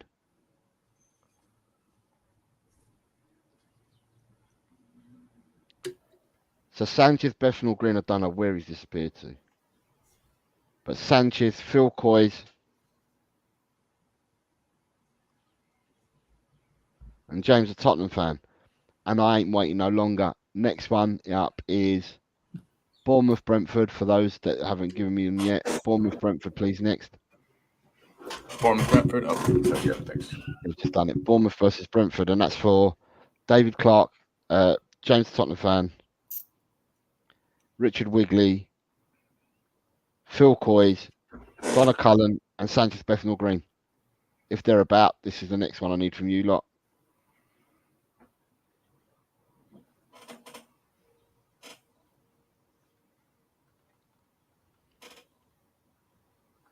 One, 2 for DC.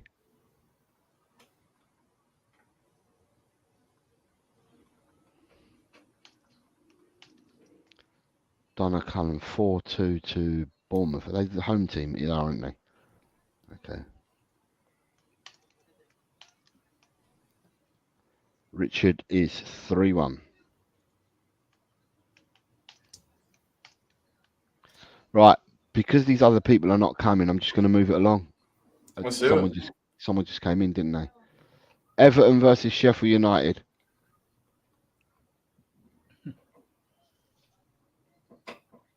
Everton, Sheffield United for these people. So basically, it's for Richard, Donna, and DC because other people don't seem to be playing.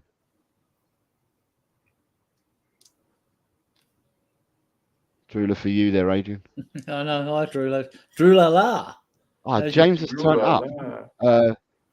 1-2. Okay, James 1-2. So James, you've already missed the Fulham Man City, please. Dekaru's here. Hold on, so Dekaru's now playing. So let me just find Dekaru. Where are you, Dekaru? Dekaru. Right, Dekaru is predicted 3-0 to Everton. Okay, Dakari, you're missing the first 2 games. This has just got all messed up, innit? It did. It's partly my fault for having to leave, so I apologize. Right, what banner are we on though? Everton Sheffield United. So it hasn't messed up. 2-0. Dakari's 2-4 and 1-2. Right, so Dakari's up to date. Big up, Dakari. What's James the Tottenham fan saying here? Did he just put something in there? 1-2 Brentford. Okay, so 2-0 Everton. Right, yeah. He hasn't got the other score. So James the Tottenham fan, I need Fulham versus Man City for you to be up to date. David Clark's gone 2-0.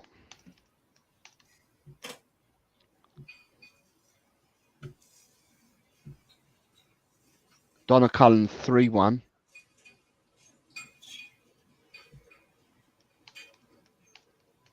Donna Cullen's gone 3-1, yeah? Yep, that's what it appears. Correct. Right, I think the 4 people that are still playing are still here. So the next game is Richard Wigley. What did Richard Wigley go for? Sorry. 2-0. Okay, carry on. Okay, so now we're just going straight down? Yeah, next one. Everton, Sheffield. No, Newcastle, Brighton. Yep, Newcastle, Brighton, everybody. James says he's right back on the track. Yeah. So David Clark, James a Tottenham fan, Dakaru, Richard Wigley, and Donna Cullen seem to be the ones that are still playing. The others have missed out and have not given me everything. Peter, you've already given me your scores, mate. Peter, you're up to date. You're done. Peter, you're fully loaded. You've done them all, Peter. But you're putting in results now that are different to what you gave me earlier. So I don't know whether that's because you want me to change them or because you're getting confused. So we got David Clark going for a 2-1 here. What's Dakaru? Because I'm on him at the moment. Oh, sorry. Go on, Dakaru's 3-0, yeah? For Newcastle at home? They are. Right, Dakaru 3-0. What's David Clark? 2-1. James, the Tottenham fan, is 3-0, I think. That looks all right. Yep. And then down the bottom, I've got Richard Wigley and Donna Cullen. So Richard Wigley's asking if he's already done this one yet. No, Richard, you need to give me this. So we need Richard and Donna. And Donna says 3-1. Is that an away victory? Yeah. Right. So it would be 1-3. Yeah, and then all I need is from Richard Wigley. Richard Raw is war. He's gone 3-0. 3-0. Next game, please. Next game, sir. Tottenham v Burnley. Tottenham Burnley, and this is for David Clark, James the Tottenham fan, Dakaru, Richard Wigley, and Donna. Because I don't know where all the other people have gone that were playing, and they've got part results and all sorts. So.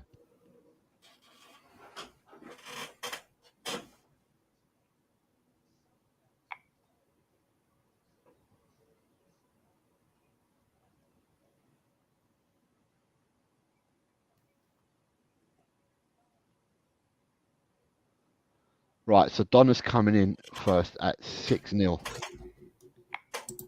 Big up Donna. 6-0. Yeah, because it is the Tottenham game we're on now. 6-0.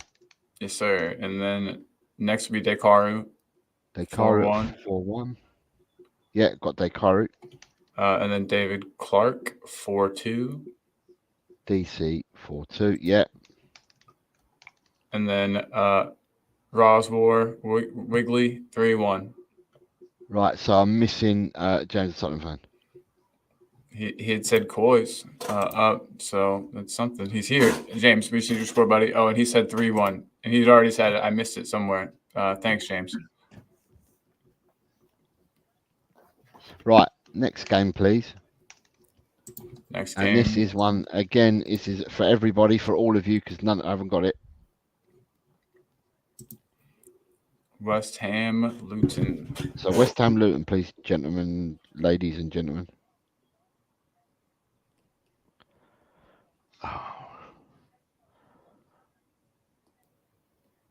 2-1 for Dekaru. So West Ham, the home team. Yes, it's 2-1 for Dekaru. Nice job, Dakar. Thanks for getting that in. James, the Tottenham fan, says 2-0. And then DC's next with a 3-1. Got them both. Oh, you got Don. Did you get Donna as well? Yeah, I've got them both. So I'm just missing. Who am I missing? Down here. So Richard Wigley and Donna. Oh, Donna's 3-0. So Richard Wigley. 2-1. Next game, please. You got it, boss. Next game, everybody, is Wolves Crystal Palace.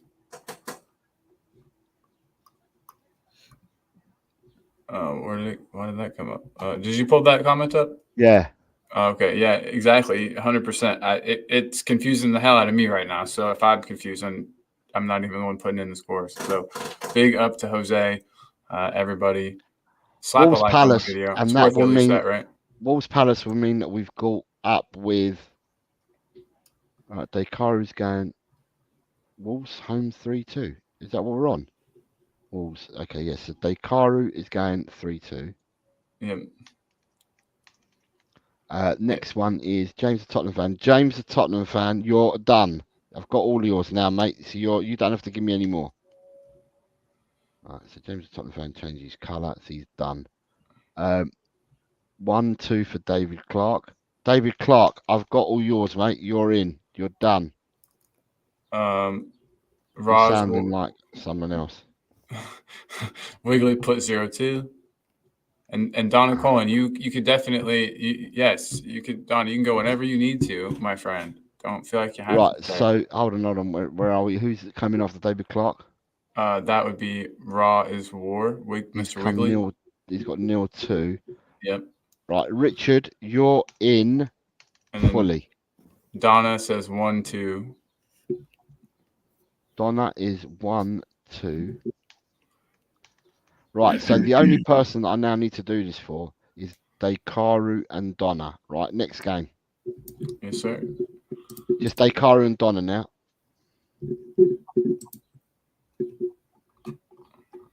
And it should be Forest Chelsea. Yep. Tis it. 2-3.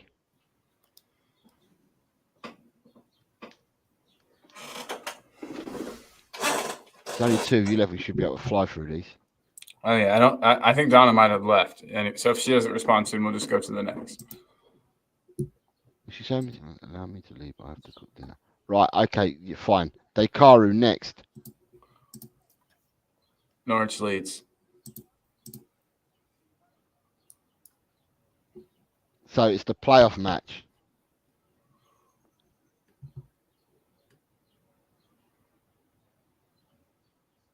Kuva's here. Kuva, I haven't got your prediction for this, mate. Kuva, you want to do it Norwich versus Leeds because I've added 2 further scores. Man United 2. Are we on Man United? We're on Norwich Leeds. Well, we'll keep those there just so that we. Norwich versus Leeds. So 3-2 to 3-2. Leeds. That's 2-3.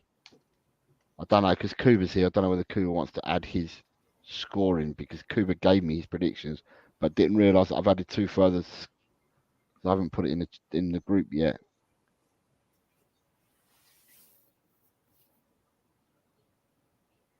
Adrian, my friend, how's your day? Fine. Week's been fine. Good deal. You're looking well, looking good, looking peppy. Yeah, Kuva, what I've done is I've added 2 further fixtures. I've added the playoff matches for the championship.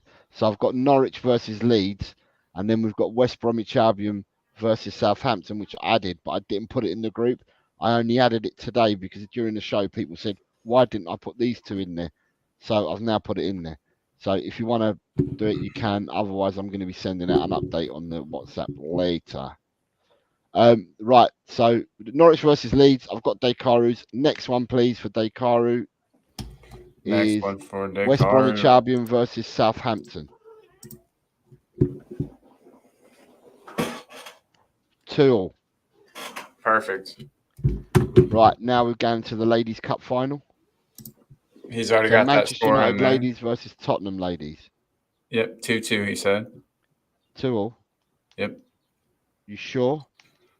I mean, Man U 2-2. Because the very next game is Man United Arsenal, isn't it? Oh shit, you're so right. So hey, So Dekaru, Manchester United ladies, Tottenham ladies. Thank you for clarifying that, by the way. Okay, it says 3-2 for that 3-2, so it's 2-3. And then he's got 2-2. Yep. And then we can go to the game after, which is Bournemouth. Arsenal Bournemouth, Dekaru. Dekaru, you're a champion, by the way. We appreciate you, bud.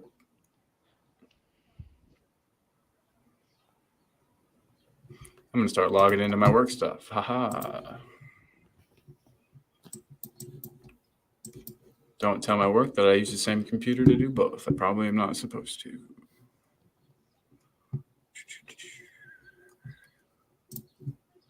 (4-1) to Arsenal, so that's 1-4, yeah? Yes, sir. Next one for Dekaru. There's only 3 more to go for Dekaru. Next one for Dekaru is, sorry, I'm doing 10 things at once, is Aston Villa, Liverpool. Boop. Okay. There we go.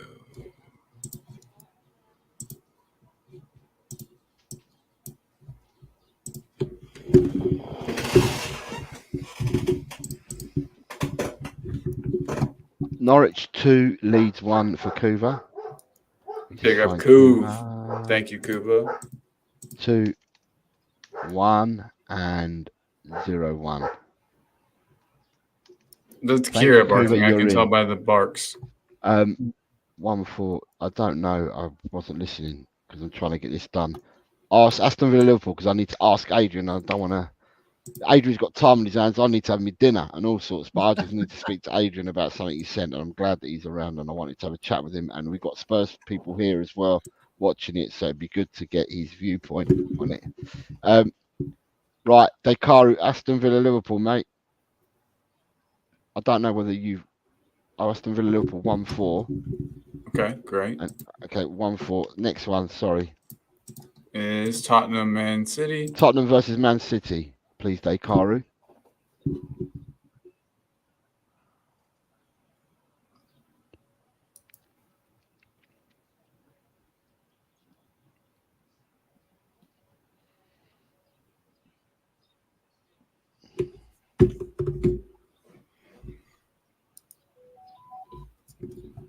(2-4). Last game for Dekaru, and then he's up to date. Boom. That's going to be Brighton Chelsea. Brighton Chelsea, Dekaru, and then we're in with you, and you're done. And then I can speak. And you're done. And you're done. Microphone to you, Colin. Big love. Hey, if anyone sees this, I love you, Alex. Not at all throwing shade your way. He's a good lad. 0-2 Brighton. So 0-2. Right, let me just gets you caught up, bud. Save into this, and that means I've saved it. Good idea. How bad would that be if it all got done? I know. I'm just going to save it now so I don't lose everything we've done. Right. And whilst I've got Adrian on, only because you're here, Adrian, I'm going to ask you the question. Adrian, give us the score before I talk to you. Norwich Leeds. Norwich Leeds. Let's stick up for the Jess. 1-2. West Brom Southampton. West Brom Southampton. 1-2. Right, let me just save it because Adrian means that you've got all Adrians as well. Because I added these two, Adrian, because someone in the chat said, "Oh, we should have included. If you include the ladies' game, you should have included these two games." So, right. So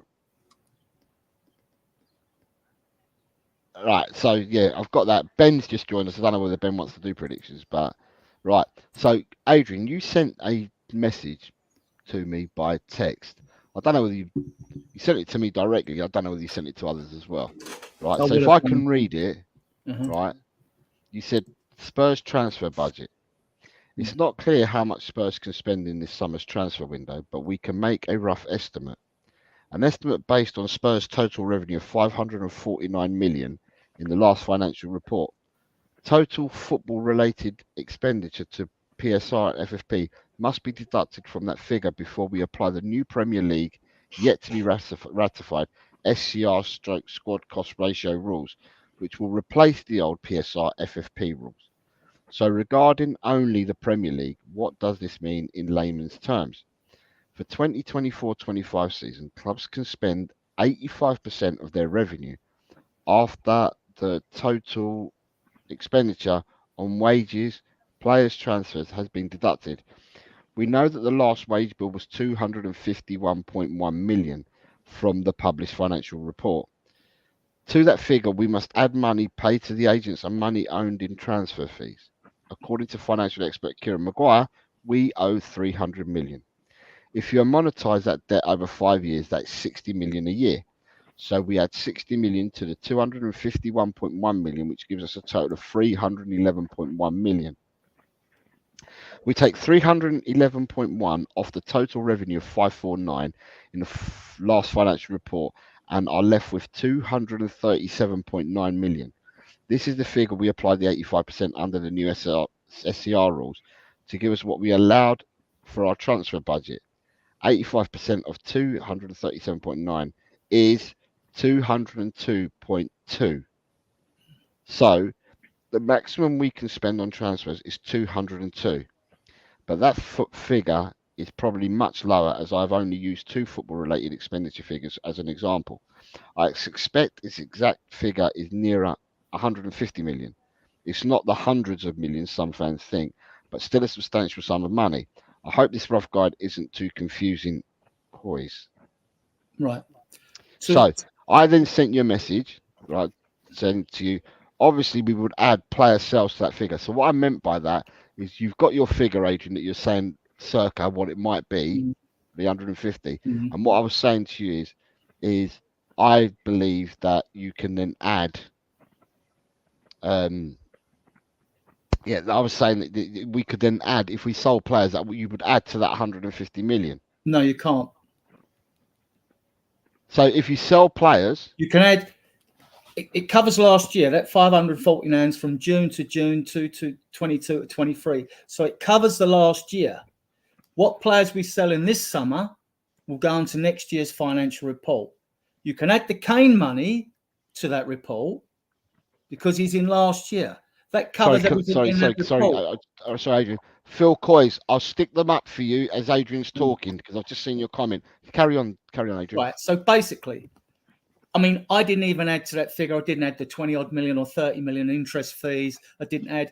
You can make a list as long as your arm of sundries. You could say we went on tour last year. All right, we made a profit on the tour, but we still had to pay for airline tickets, hotel expenditure, and all that. All that would come off. It's a football-related expenditure. Same for every home and away game at the club. You know, even things at the club. You know, you could list loads of things that are football-related. There would be unfootball-related things. So that covers last year. And what happened last year? The players we sell this year will go on the next year's financial report.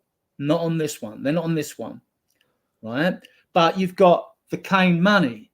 Now, that money, whether it's amortized over 5 years or not, that goes on that last year's report as the full amount, whether it's paid or not. It's recorded there like an asset or whatever when you buy or sell something. You know, it's recorded a full amount.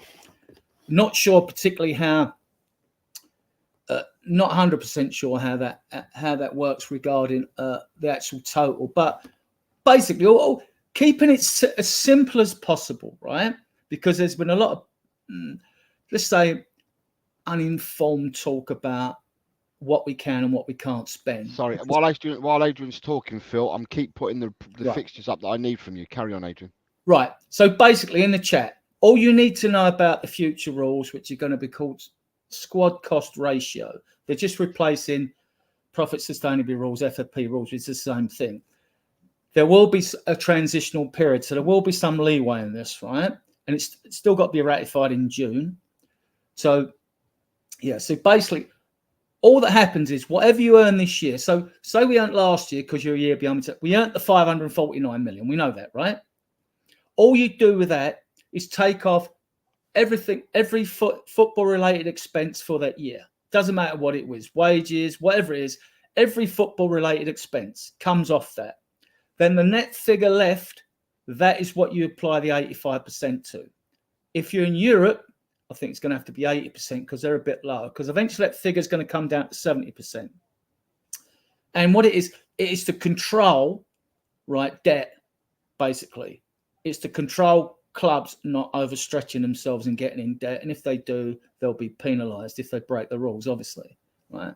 So it's all you need to know, really. I mean, the way it's been explained on posts, when you look through them, it gets very complicated because they start trying to add things from everywhere, left, right, and centre, making lists of that and all that, and people's heads are spinning and they don't know where they really are. But simply, it's quite simple. What you earn in a year, we'll earn less next year because we aren't in Europe, right? But so we earn 550 million, right? We take off every football-related expense off that, and the net figure, that is what you apply the 85 to. Now we will go in. I'm confident we will go in line with Europe eventually, and eventually that figure, they're intent to bring it down to 70%. So is that clear to people in the chat or whatever? Let me know if it's clear, because I don't think I can make it any clearer. So are you saying that the 539 that we started off with or whatever? Yeah. Right. So the 539 that we're currently at or whatever we're at, 549, yeah, or whatever, that's not had the Kane money added to it yet. Well, it should be, because it's in that year's accounts, isn't it? The deal of that Kane money is in that year's accounts. Okay. All right. Unless I'm wrong, because it can get a bit confusing because you're a year behind, right? Kane was the beginning of the season, wasn't he?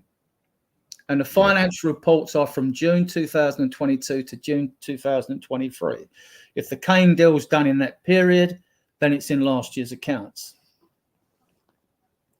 Whether we've been paid the money or not, it's in the accounts. You still record the deal, whether it's in the accounts or not.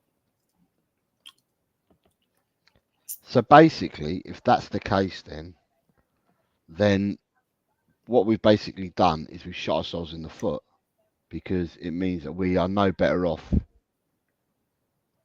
than what we were in the winter. Because in the winter, we could have gone out and spent money, couldn't we?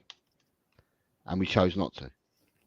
Yeah, but like when you get down to the figure, I said 150 at the end, but I think it's a bit low, because even if you add the 20 million of debt interest, whatever debt. So we haven't got all the figures for all the expenditure, right? So we know that 202 million will drop, but I don't think it's going to drop tens of millions. It might drop to 180 million or something like that, because the biggest figure I see after that is only the debt interest, which would be 20 million on the 671 million we owe, or whatever, right? At very low interest rates, 2.85 max, I think. So so we're in a very, very healthy financial position, because we're getting fans turn around and say, they seem to think that, if you've got 180 million to spend, which I think is probably about right. If we've got 180 instead of 150, we could only buy 290 million players or something like that. But it's not like that. You could spend 120 million of that money.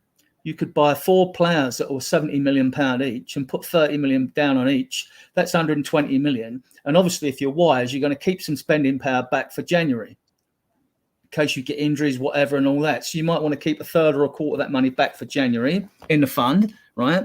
And see how it goes.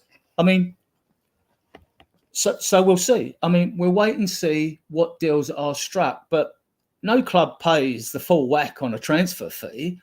I mean, if we go in for which would probably be in our remit, it'd be max 50, 60 million pound players, probably nearer to 50, right? If we stretch it that far, we're not going to give the other club the 50 million here bang. So we do 50 million signings and we spent our money. It doesn't work that way. Deals are structured and usually amortized, which means to reduce the debt of that structured deal over the 5 years length of the player contract. It's a bit like what Todd Bowley did at Chelsea. He was shrewd. He got players on 8 years contracts. So he's able to amortize, say, Mudrik's deal of 100 million over 8 years at 12.5 million a go, right? That's what he's done. But he hasn't broke no rules. Now they've changed it and said, you must pay for this max over 5 years. Doesn't mean you can't sign a player over for 8 years or 10 years. It just means you've got to pay the transfer fee over 5. You can sign a player for as long as you like, So that's not the issue. So Spurs we're in a very good financial situation. One, and especially because when you look at Man City, Chelsea, Newcastle, Villa, Wolves, there's 5 clubs there that are all over the limit. They've all got to sell players. Newcastle have to sell. So did Chelsea. So did Wolves. So did Villa. I think Man United or Man City. I forget the others. There's 5 main ones there, right, that have to sell, right? So if Levy was interested or a recruitment team are interested in players from the club, they can really apply a lot of pressure on them. Similar to what happened with the Brennan Johnson deal, at Forest. So, yeah, so basically what it is, it's your total income, your revenue for a whole season, right? June to June, or July to July, whatever it is, June to June. And then you take off all the football-related expenditure. It's quite simple. The net figure you're left with, mine's not accurate, it's just a guide. Just all I did was a guide, right? Because we haven't got all the information, things hidden in a report anyway, I struggle to find. So, and then that net figure, that's what the 85% will be to. Now, Europe do it on 80, I think. And then by the time you get to 2025-26, it's going to be reduced. Eventually, it will go down to 70. So what effect will that have? Well, during COVID, we see because clubs all over Europe and here lost gate money receipts, it had an effect on the transfer market. The transfer market went through a period of deflation. Right, players were cheap. Clubs in Europe and Italy especially were begging you to come and buy their players virtually. And it's going to have a stabilising effect on the market as that figure comes down to 70. Because the higher wages, what clubs will do, not just Spurs, they'll say players that want to come, well, like, we're constrained by these rules now. When we can pay a transfer fee, but we're not paying that amount you want in wages, right, to players. So there'll still be on fortunes, you know what I mean? But it just... Right, so to me, right, it means I think that we're no better than where we were in the winter. Because in the winter, instead of taking advantage of this before all these new rules come out and stuff like that, unless you can take advantage of it now before they come in. You can. Okay. This Alexa, shut up. So my Alexa's going off. Alexa, stop, please. Right. So, yeah, we can now. This is why I want us to strike now. We've got an opportunity. We've got a window of opportunity now. Sorry, hold on. Phil Coys, I've got them all, mate. Thank you. Carry on, Adrian. Yeah, we've got a window of opportunity now, right? And we want to move now, don't we? Because, also, I'm not sure when they're going to ratify in June, but on Friday the 14th of June, you've got the Euros started.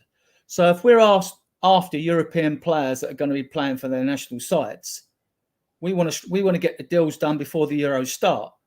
Otherwise, you'd be waiting to the end of June, right, mid-June, right, to the middle of July, and then we know the transfer window goes about 2 weeks or so into the start of the season because we like to be in line with the rest of the European teams as they can't take advantage of us. So it's about 11 weeks, isn't it? 11 weeks, 3 months, a transfer window normally. So we need to strike now. We need to get these deals done early, And so the recruitment team need to be busy. They'll have lists, though. They haven't been sitting around a whole season, They'll have lists for each player that we're after. I know I'm sure we've all got ones we'd like, But, yeah, so get it done now. We're in a good position to get deals done. You don't have to spend hundreds of millions in to get a squad in. I think we'll probably get about 4 in to add to like Lucas Bergvall, Then we'll see what he does with youngsters on the tour. And it's good to get these games like Newcastle out the way early because ideally you'd want the squad back, not like that shambles last year, 2 weeks at the training ground and start season. I mean, that was a joke. I don't know if it's going to work out the way this year, but to me, I think the manager leads at least a month at the training ground, personally. And we got one game against Bayern, haven't we? But that'll just be whoever needs a bit more football in their legs, we're given a game. And that it's two clubs who've got big names, but I don't expect it's going to be like a friendly, isn't it? Really, you know. So, right. So basically, what you're saying then is, right. So let's say I'm gonna say we've got 150 to spend. I ain't gonna go. I think it's more than that. I think it'd be about 180. I gotta go, fellas. I'll talk to you soon. All right, take care. But just to play around for now, I'm gonna say we've got 150 to spend, right? And from that 150 to spend, what we're saying is that basically what we need to do is we need to purchase players, right? And so the ability is to purchase the players and only and pay in installments, basically. So if you're buying someone over 5 years, then we do the same as Chelsea, but over 5 years. You can't do 7 and 8s anymore. You've got to do over 5s. Yeah. So basically, you could spend, hypothetically speaking, Adrian, right? Yeah. You're buying players in on 5-year contracts, right? We could go out and spend, if we wanted to, we could buy 10 players for 75 million quid each player.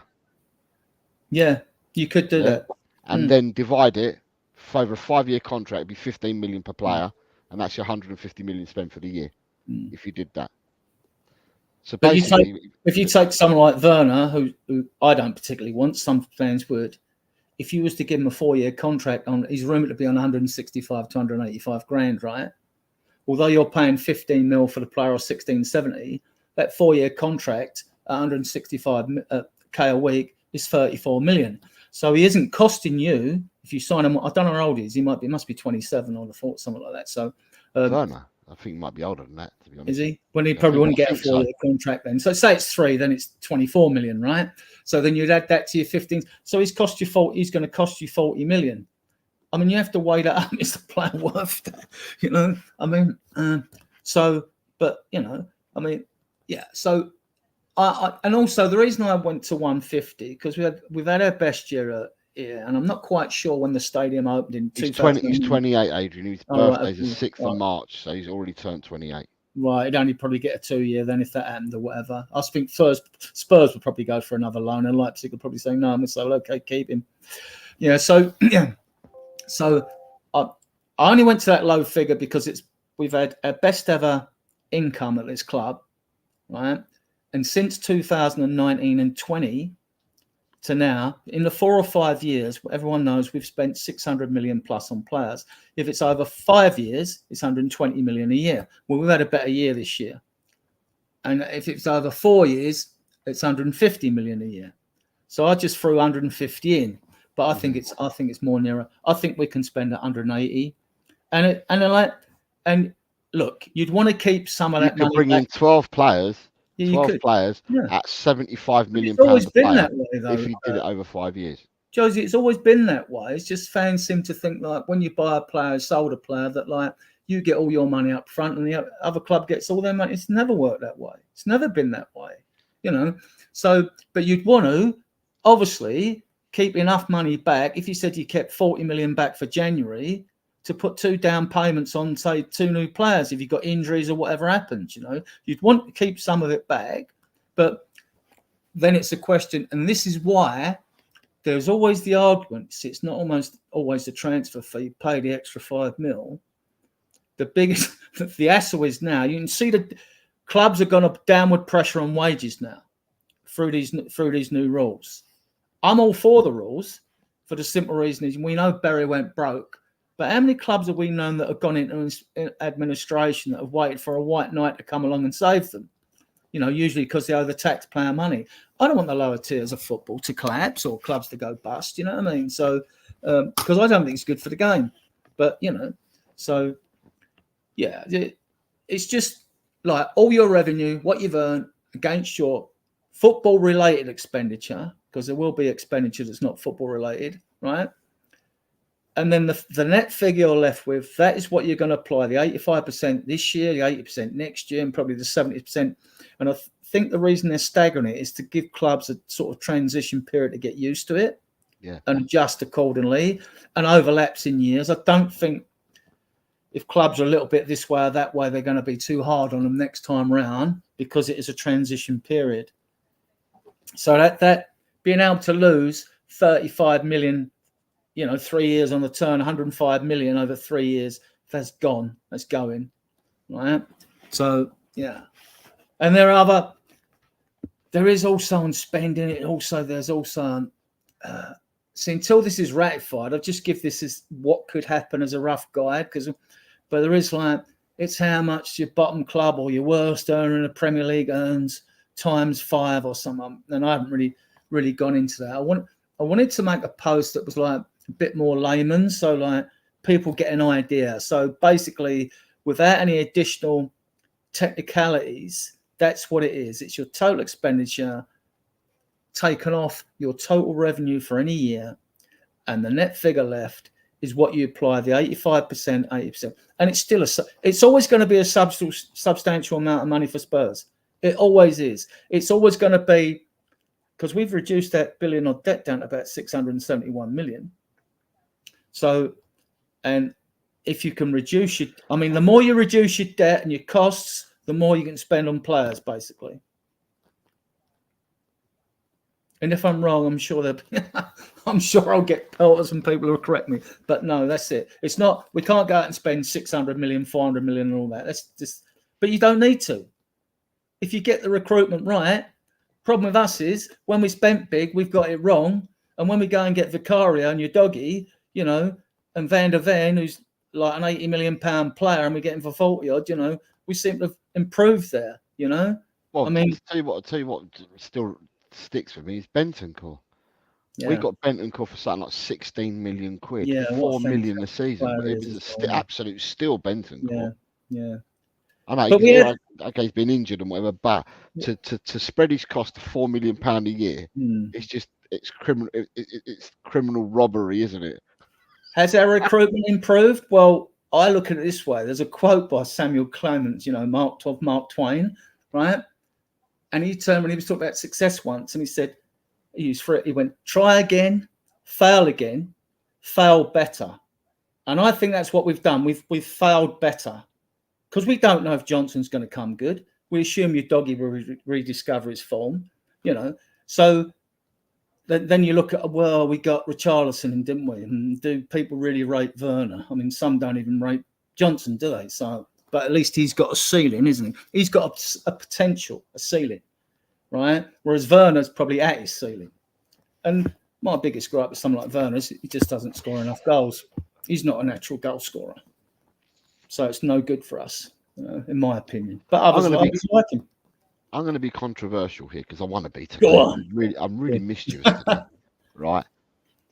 Can you see a world next season or the season after where we go out and buy right backs and left backs, right, to play the system with the proviso that there could be a possibility that Porro and Udogie move further up the pitch? I don't think. Udogie, keep him where he is. Porro, he's not an inverted fullback, in my opinion. Yeah. I mean, he was a wing back, as Danny always says. Keeps reminding me when he was with Sporting, right? I assume if we're really interested in Conor Gallagher, right? What does Conor Gallagher do that I don't think Porro can't do? Porro's technically a very good footballer, but defensively he's suspect, right? I think Porro could play. Well, you're talking about different systems now. I think Porro could play as a midfielder. I really do. But Udogie played left back as well, Adrian, for the club that he's come from. Yeah. He was a left wing back for them. Yeah, and he got a few goals from them as well. Yeah, he wasn't a left back. He was a left wing back. I watched him play in the team that he came from, and they played with right and left wing backs. Obviously, wing backs. They played with wing backs, and Udogie would get up and down the pitch. But I just find that defensively they're not the most soundest of players, both of them. And and attacking wise, they offer you more in attack than what they do defensively. I think that's hence why a large chunk of the Spurs fan base have been crying out for a number 6, which Ange Tenter plays with 2 8s and a 10 more than he does with a 6. Mind you, then you've got to define what your perception is of a 6 or an 8 or a 10, because there are different versions of 10s, aren't there? You know, you've got one who plays along the main strike, you've got one who drops deep like Firmino, you've got one like Eriksen, you've got one like Ali, you know, you've got Maddison. There are different versions of a 10, same as there are of 8s and 6s. Do you have a deep line number 6 who just patrols along the back four and stays there, or someone who's a bit more versatile? I mean, I've said it for pelters. I mean, it's unlikely to happen, but I believe that Romero could play the number 6 role. I do. If we can't get someone and we can't tighten things up, then you could play Dragusin and VDV, and that would give you that little bit of extra. And then you could play. I mean, then you'd be playing 2 8s. But Romero's got 5 goals. He's looked our biggest attacking threat recently because we've been crap at front three. Look, you know, I mean, if we're talking about squad and depth, and when you keep, I mean, like realistically, we need a left winger, right winger, a number 9. We need 2 quality, creative, dynamic midfielders. That's 5. We need a left back, a right back, and I want a left-footed centre back. That's why I'd like Calafiori, because he's left-footed. You know, so that's 8 players.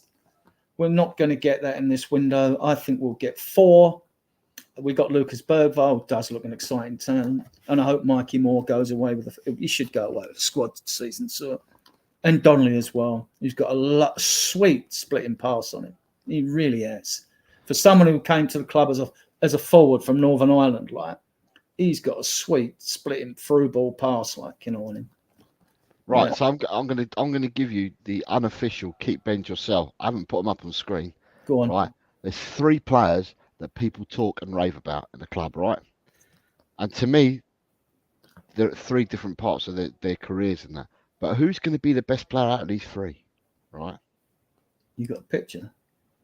No, I ain't got pictures. I'm going to tell you the 3. Join in chat. You can help me out. This might be tricky. No, I don't know whether the chat will know enough about this. Right, Alfie Devine,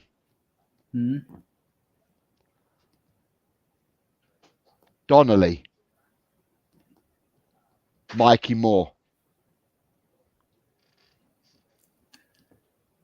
Mikey Moore has scored 16 goals in 14 games and got 9 assists.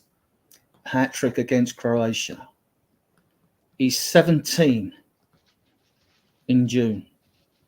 He looks to be, I mean, you know, some players he's shown, I mean, so much promise, it's unreal. He looks to be, well, I consider him a generation. Well, he looks to be, or go on to be, a generational talent. I'd have to keep Mikey Moore, even though he's younger than the other 2. Then we got Donnelly and Devine, yeah? My God, this is tough.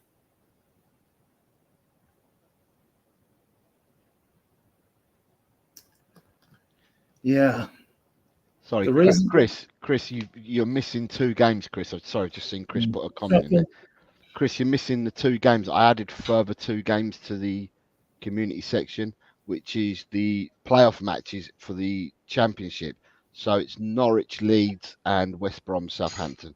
They're the 2 games that I've added. So if you want to put them in there, mate, I'll take them off you. Go on, sorry, carry on. I can't split the other 2, but because of his all-round more versatility, I would keep Devine, and Donnelly would go to West Ham, but I'd want like a 99.9% sell-on clause. So you're keeping Devine. You're keeping Devine. What are you doing? What are you doing, Mikey Moore? I'll keeping Mikey Moore, rather, benching Devine, and then Donnelly. Nothing between these players are great. I mean, the under-21s have been an absolute joy to watch this season. Okay. But you know, if you we're not going to get rid of any one of our talented players without a sell-on clause on any of them. Yeah.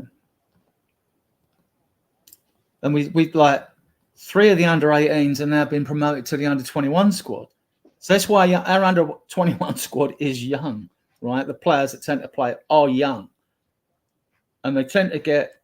I mean, even Dwayne Scarlett, I think he'll make it. Whether it's at Spurs, I think he'll make it because he's got it. I believe he's got it. But then you've got Parrott coming back. Will Parrott become part of the squad or sold on, right? Don't think it'll be loaned out. The problem we've got is we need 4 academy trained players for Europe, right? I think we've only got 6. We've got Whiteman and Austin. Austin's 24 now, is under 21 goalkeeper, so like he should have kicked on by now, right? Then you've got Skip, Sassignon, Tanganga, and Parrott. So you could get rid of 2 of those this season, but you can't get rid of any more. You got to keep 4 of them, right? Sess won't be fit; he'll be kept. We know Skip will be kept, right? So, so we need. Hopefully, I don't know the ages of all the 21s, even though I watch as many games as I can. So Spurs play, but next season we're hoping that those under 21s. I mean, if you could promote 4 of them, you could get rid of them 6, couldn't you? If you could promote 4 of the under 21s to that squad. That's why I'm hopeful there's a pathway, because this 4 academy trained homegrown means there has to be a pathway. There has to be a pathway, because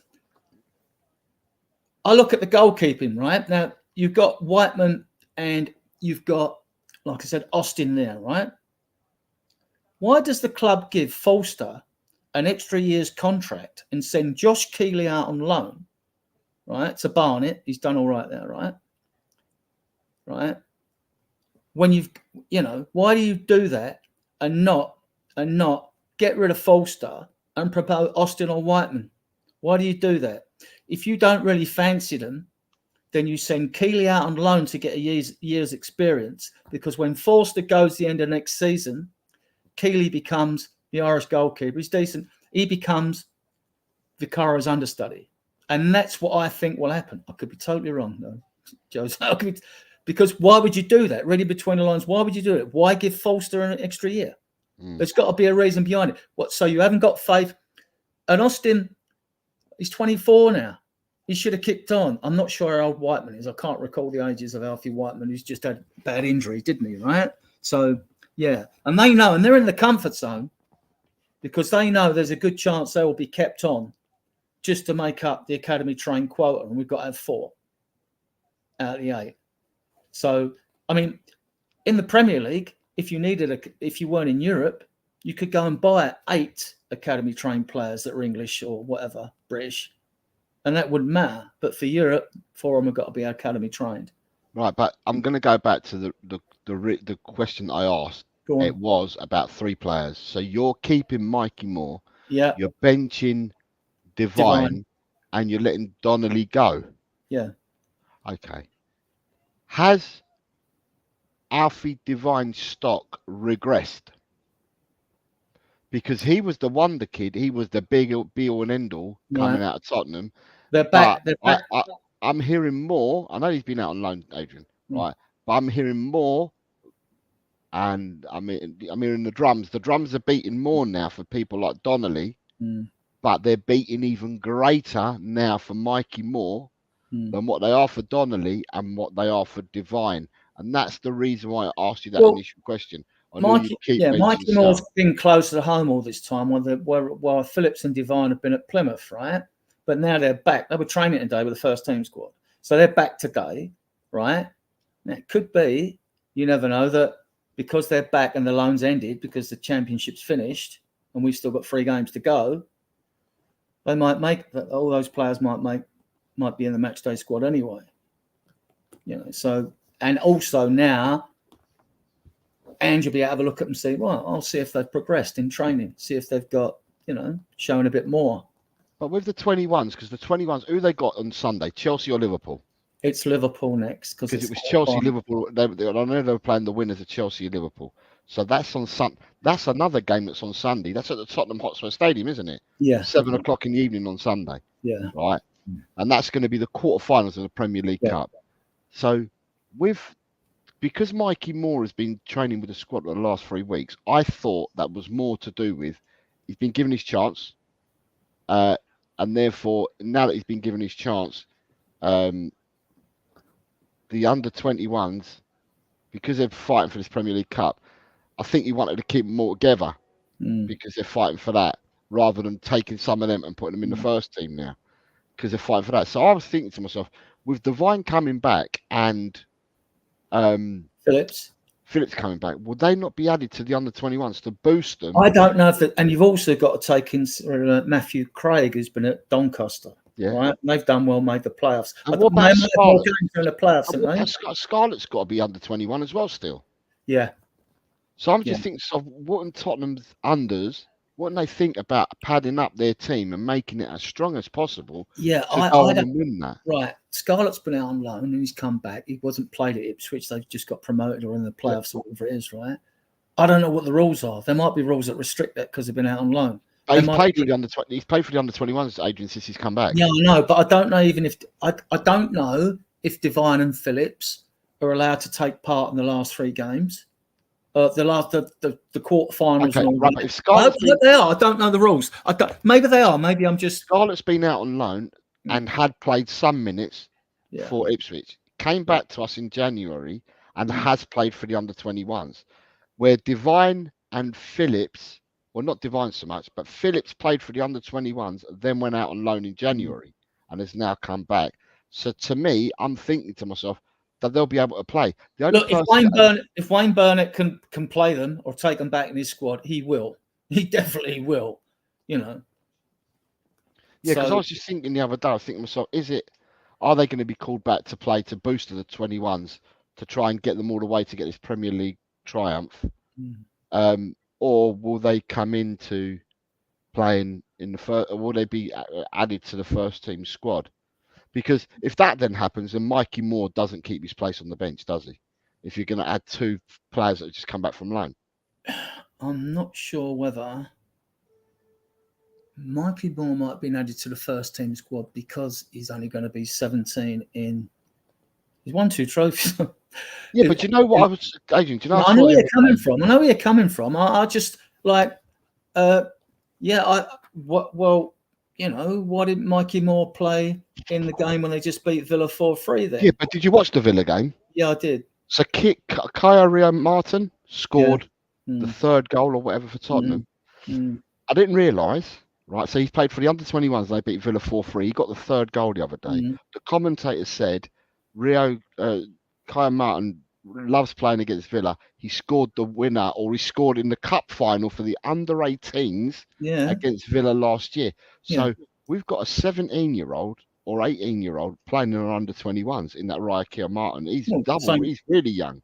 Mikey Moore played for the under-17s and under-18s in both them League Cups. He got a winner's medal in both. He played in both teams. Yeah, but what I'm saying is that the under-21s, they're not all 20-year-olds that are in the under-21s. We've got young under-21s. And also, like, when you get fans argue and say, look, like Newcastle or Man City, you know, they're playing there like youngster and all that. On Man United, got the good midfielder, the young kid in midfield who looks exceptional. Obi Minor. Yeah, right? You got them and like, but it's not about whether other teams are playing theirs. Are ours ready? You know, is it? I mean, age will come into it to a certain extent, but if you're good enough, it shouldn't. But like, it's a question whether like Wayne Burnett, when he talks of Ange, you know, and the other coaches, are they ready? Well, normally what happens is when a player's near or they think he's a bit better for the squad, they send him out. So you can tell they obviously really like Phillips and Devine to send them on loan, and Craig. They obviously like them to send them on loan to get the ex-pro.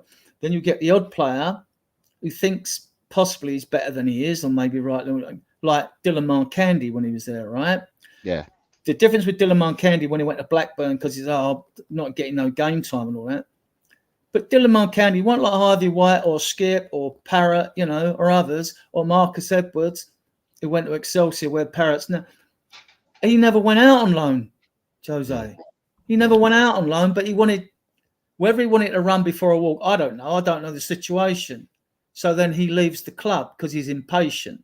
You will get those. We won't keep them all. Some will get impatient when their contracts come up.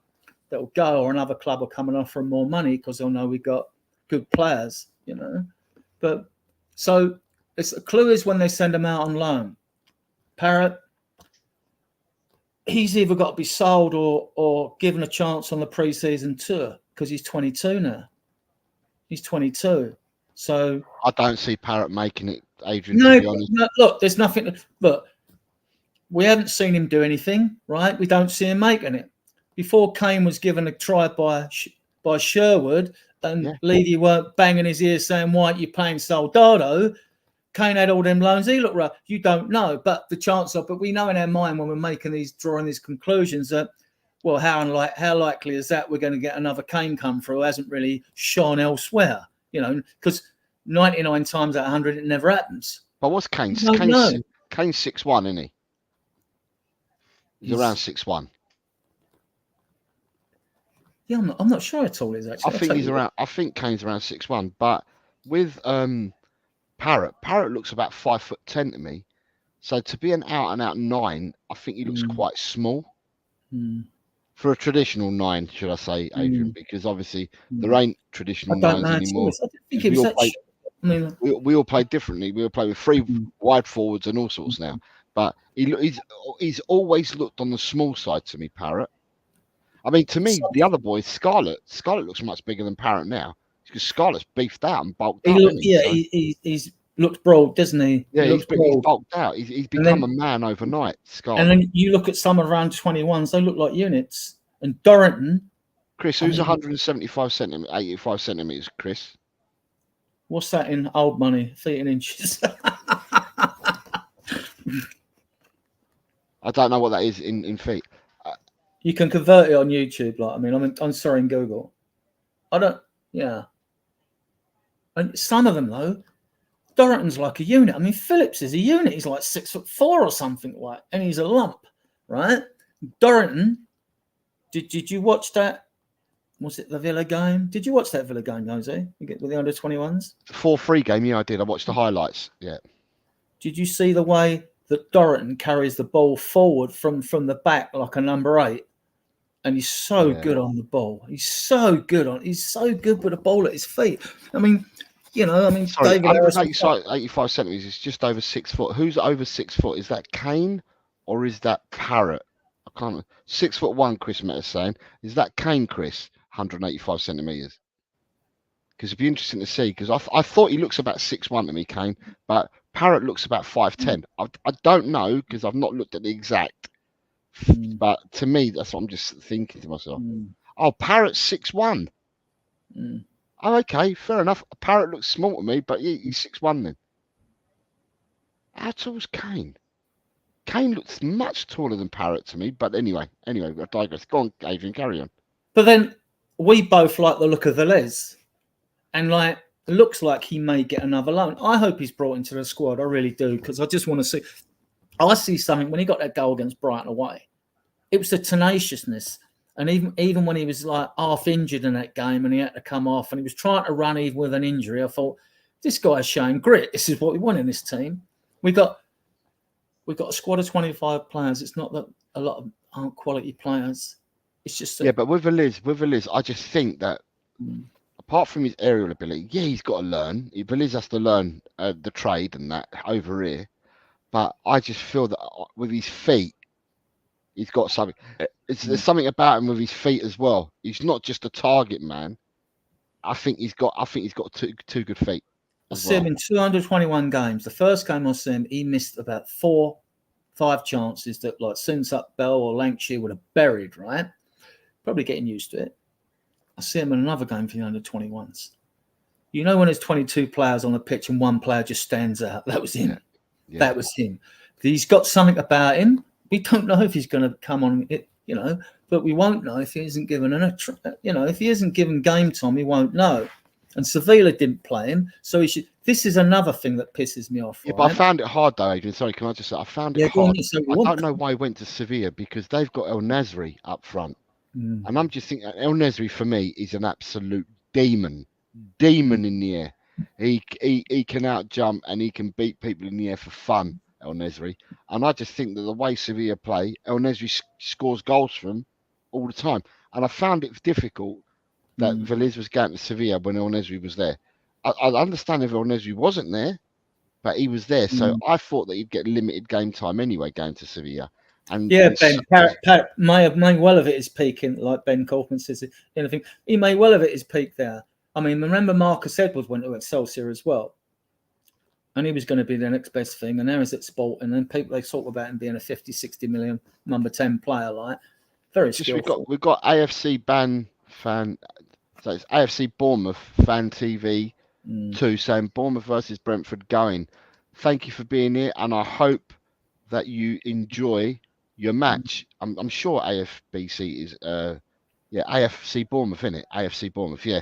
So yeah, big up to you, mate, and I hope you enjoy your game. And I will I think I'm definitely going for a Bournemouth home victory in that game as well. So big up yourself, mate. George Abbott just signed a contract, I think, this week again, and he was captain of the under 17s and 18s, and now he's in the under 21 team.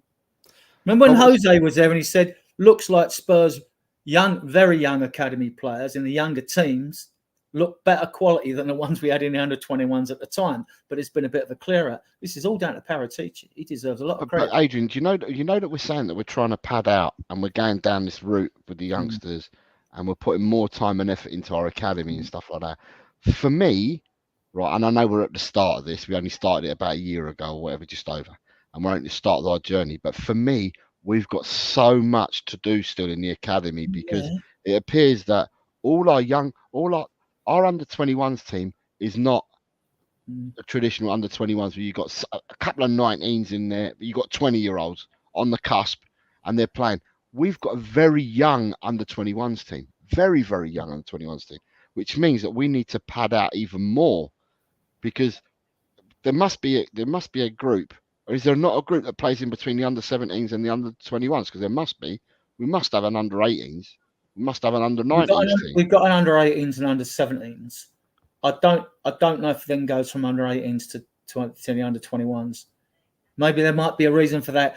If all clubs have got under 17, under 18s, I can understand them having more teams at a younger level because you've got more time to study the development of a young player, and maybe they've got some cut-off point at 18. Right? Okay, we know what we want to know. We're whether going to keep this player now, whether he's going to progress to an under 21 team. I don't know the club's thinking on this. I don't know it. I've got to be honest. But I just think, because they're so young, Adrian, because they're so young, the under 21s team's so young, it means to me that we must have. Are we missing players, or do we need to pad out our academy with even more players? So when you've got them coming through to the under 21s, they all come through together, and you get age groups. Do you see what I mean? You follow the age groups, and you go up. I don't need padding out from what I've seen this season, but then I don't know the average. I don't know the ages of all the players. But so that Rio Kaya Martin, if he played in the final last year as an under 17 or whatever it was last year, and he's already in the under 21s, he's got to be really young. Yeah. Has to be. There's 2 or 3 like that have been promoted though, that are 18-year-olds that have been promoted. I mean, Phillips is still 18. Dorrington's ain't Dorrington 18 as well? Dorrington's older.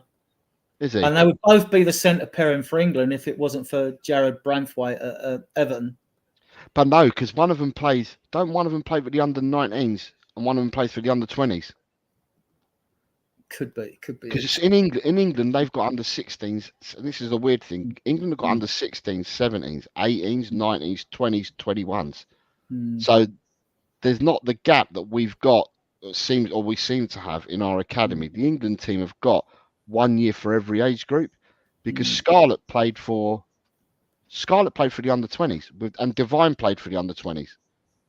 And Dorrington and Phillips played for the under 19s. They didn't play with the under 20s. I mean, Scarlett scored, didn't against Shakhtar Donetsk when Kane scored when we beat 5-1. I think Kane got 4 goals in his last game, didn't he? And Scarlett, to me, he's got something about him. I mean, whether he's got a future at Spurs, I don't know, but he'll make it. And some of these players, if you look at the past record of top wealthy Premier League clubs with academies, it's pretty disgusting. Only 3% make it through and become a regular member of their first team squads of 25 players. That's whether, no matter what game time they're getting, 3%. And most of that 3% is not from Man City, Arsenal, Spurs, the wealthy teams, because we always buy our players in. We want to buy oven ready or as near as oven ready players in because we can afford to do it. In Europe, they can't afford to do that. They don't have Premier League money. So those clubs, they'll blood their youngsters a lot younger. and they'll get more game time. So mostly when you hear, like when we hear about good players in the Premier League, it's usually like Bournemouth now have got Alex Scott, don't they, who come from Bristol or someone like that. You find that these younger players, they'll come through teams that are not considered, sort of top 6 or top 8 or whatever it is teams, or the more wealthier teams, they come through. And then if they do come good when someone else has developed them, then the wealthier clubs go and cherry pick them, don't they? So that's what happens. But there needs to be, across the board, I think, the Premier League, there needs to be a pathway for all these, for kids to come through, in my opinion. And there isn't. But I think this 4 homegrown rule, right, which is for Europe, you see, so then it's only going to hit 4 home academy trained. It's only going to hit the clubs that you're going to regularly expect to be in Europe, which are the wealthiest clubs. And hopefully we're one of them, right? Yeah. But so, and then, I mean, Man City have bloodied 2 recently. Jadon Sancho had to go, didn't he? They, and now they've got Matey in midfield who plays for him, who looks pretty good. Like I say, Man United have thrown that kid in. There's no way Jose would have played McTominay if everyone had been fit at Man United at the time. He'd never have got a look in, would he? He would never have got a look in my opinion. Maybe I'm wrong. Maybe their squad was that bad that he would have. But, yeah. So you don't see many. And then you need to, and then I still think you need 2 seasons to judge a player. Yeah. That used to be the old ways of doing it. You get all these players in Europe now. We hear names every time on a transfer window, don't we? Oh, yeah, this kid's did. What happened to that Auburn who was scoring all them goals that we were supposed to want to pay 40 million? He went to Lyon. Did he? Yeah, and he's not doing nothing at Lyon. They play Lacazette instead of him up front. Right. Good afternoon, Steve D says. All right, pop pickers. Ben saying, I think Parrott hit his beak in the Netherlands. Yeah, he may well have. You know what I mean? And then he says, I think it's time for Parrott to leave the nest. In a hype saying, the Brazilian winger I was on about went to Chelsea for 58 million for a 17-year-old. His name is Estevão Willian. Nick is saying, I'm still pissed about not getting Alex Scott. And in a hype source, I said, Scarlett, I'll drop in on the left side right now. So he would play Scarlett on the left for Tottenham right now. Well, people would have seen Scarlett, fresh-faced and young, like scoring against Marine in the FA Cup. Remember when he was away to Marine? Yeah. I mean, like he looks like it could be a generational talent as well. So this is down to Ange now, isn't it? It's down to Ange and a coaching staff. That there will be a pathway for youngsters within, like, at least after next season, or definitely season after, because we'll expect Spurs to be in Europe in one form or another. Yeah. And if you've got to have, so I like that rule. I like that rule that it's got to be you've got to have 4 academy trained homegrown. I like that rule for Europe. So I've been going for nearly 3 hours, but so I'm going to end up wrapping it up. But I wanted to ask you, Adrian. Go on. 2 games left of the season at home. Yeah, we win them both. And you're a season ticket holder. So I was going to say, 1, are you looking forward to the final 2 games? And 2, what is it going to be? Is it good to get a break in the summer from going to the Tottenham Hotspur Stadium, or do you want more of it? So it's a loaded questions there for you. Well, we won't be starved of football because we've got the Euros, haven't we? So normally after weeks the season's closed, people want football back again, or they want to see what's happening. It's not Tottenham Hotspurs, Adrian. That's what I'm saying. You're a season ticket holder. You're going to the last 2 games. No, but I'll look forward to it because we'll only have 1 player going if he gets picked up in Madison. So I ain't taking Skip away. So and he needs to find another club, really, but he's homegrown, because he's way down the pecking order, and he must know we're getting more midfielders in. So how must he feel with his future at the club? He hasn't really got one, has he? Unless he's compared to sit on a bench, you know what I mean? So he should really go for his own good, Am I looking forward? Look, I want a season over like all Spurs fans do. I think it's sort of worn us out a bit. And I'm eager to know what business we're going to do in the transfer window. I'll be blasting it out there. Don't worry. I mean, and I'll put the videos up of all the players we're interested in, and I want to, and then You're going to be a busy man then, because we probably. Well, yeah. I mean, what I wait for, 400 players at the moment. I know, and it's going up. It's going up, right? So, what I wait for until you know, a rumor gets gravitas when more of the higher tier media picks the story up. And then them vital little conversations, you're like, we're talking to the player's agent. Because you got to do that. There's no point going after a player if they don't want to come to the club, is it? So we're talking to the player's agent. Then the next thing will be everything's agreed with the player's agent and whatever. You do it for We've already talked to the player's agent, is what I'm saying, because I've said that we've talked to loads of players' agents. We would have started this at as soon as the summer transfer window closed last season. We would have started that job already, that work already. Yeah, I would like Vlahovic off of Juventus. I would like Ederson off of Atalanta. I would like, and the thing is, Paratici can do his magic. This one, I would like Calafiori off of Bologna. Yeah, you know, he is Bologna. Yeah, he's younger than Borgnino, whatever it is, not for Torino or whatever, because he's 24. But reckons he wants to go into Milan, and he's 24. And besides that, he's right-footed. Well, Calafiori's left-footed, and that's what we want. So I think we'll either go for him. If we go for a cheaper option, it's going to be Lloyd Kelly. Don't think Tosin will come to us. Lloyd and Tosin are going elsewhere. Don't worry about it. They're not coming to Tottenham. They're going elsewhere. Fair enough. Because then it'll become down to wages more than anything else, and he's on a free, and then players' agents come and they go like, yeah, as you haven't got to pay a transfer fee, if you're willing to give us 25 million cash plus pay him like 200 grand a week, we'll come. I mean, these are ridiculous sums that get bandied about, aren't they? I mean, like, and we don't know the intricacies of a deal, even when. This is the other one. 5 million difference, paid a difference. And then we find out later in the day that Spurs weren't even interested in that player in the first place. But I will post all the rumours up just in case any of them gain gravitas. And when they do, then I'll post a video of the players up. And I know we're going to see with the videos what you know you're going to see the player at his best. But if it's a midfielder or a forward, I'm looking for a player with vision who moves the ball quickly, who can make things happen on his own.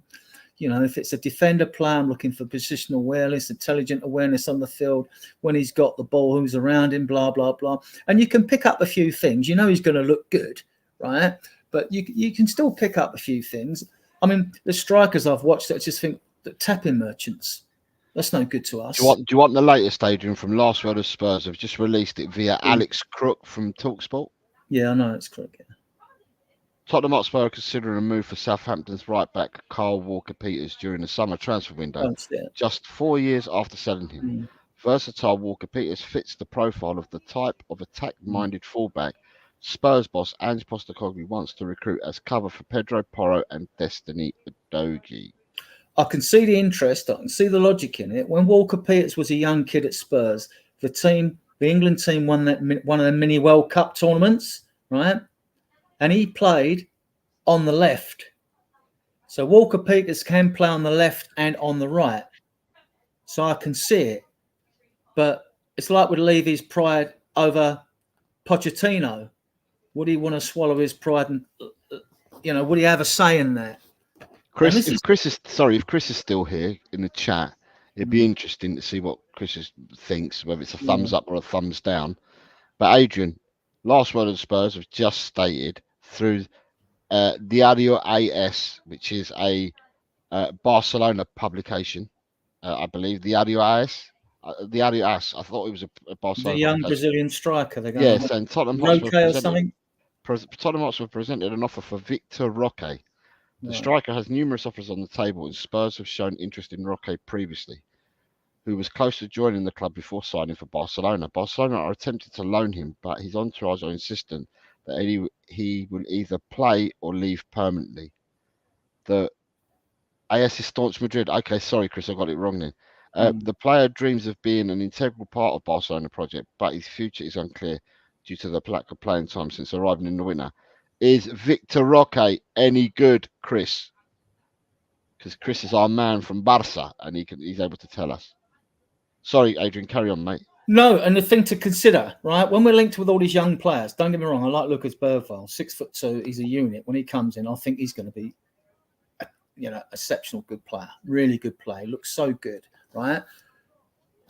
Anywhere in the midfield, wide, anywhere in the midfield, he could do a job. With Roca, I look at this when we start getting linked with kids, and because Roca's what, 19? Is he He's young, 19? I know that. Right. And Barca are talking 30, 40 million euros, and you consider our transfer budget. If we're spending in this window, right? We're only buying kids in if we get them in like Lucas Bergvall for like 5, 6, 7 million a max. If that, we bought. Sorry, Danny Talk Sport. You just joined us. The 2 further games I've added, mate, are the 2 championship games. So the Sunday matches between Norwich and Leeds, and West Bromwich Albion, Southampton. They're the 2 games that I've added. Sorry, Adrian, carry on. No, that's fine. So, I'll post stuff obviously in my group, but I mean, you've got to look, add a bit of humour when you're going for the transfer window. Don't take it too serious, otherwise you just wind yourself up unnecessarily, in my opinion. If you're talking paying, like, you know, for kids that age, you know, 17, 18, 19, 30, 40 million, well, that's for the birds, right? Because we're not going to do it. We've got a budget, and we should be putting down payments down on players that we consider to be oven ready to be part of our 25-man match day squad. And if we shouldn't be thinking about paying 20 million euros for a young kid, you know, even if he's the next Ronaldo, because we just can't afford to do that with the state of our squad at the moment. We need to increase the quality in depth. We need a left wing or a right wing or a number 9, whether Richarlison goes or not. I mean, if we went, we'd want 2 number 9s, right? And then we need 2 quality dynamic midfielders, creative ones. And we need a left back, right back, and a left foot centre half. We need at least 8 players. We're not going to do that in this window. That's why I suppose I could see the interest in Kyle Walker-Peters, because he can play on left back, right back. He can do both, right? So would we? We may have something written in his contract that we can buy him back for X amount of money, as it's his contract since he left Spurs. I think I heard a rumour about that before, actually, that if we wanted him back, we could pay 30 mil or something like that. But when you hear these amounts, you think, hang about, where can we use that? Where can we make better use of that amount of money? If we're spending 120 mil and we've got 180 and we can park in 60 for January, say, right?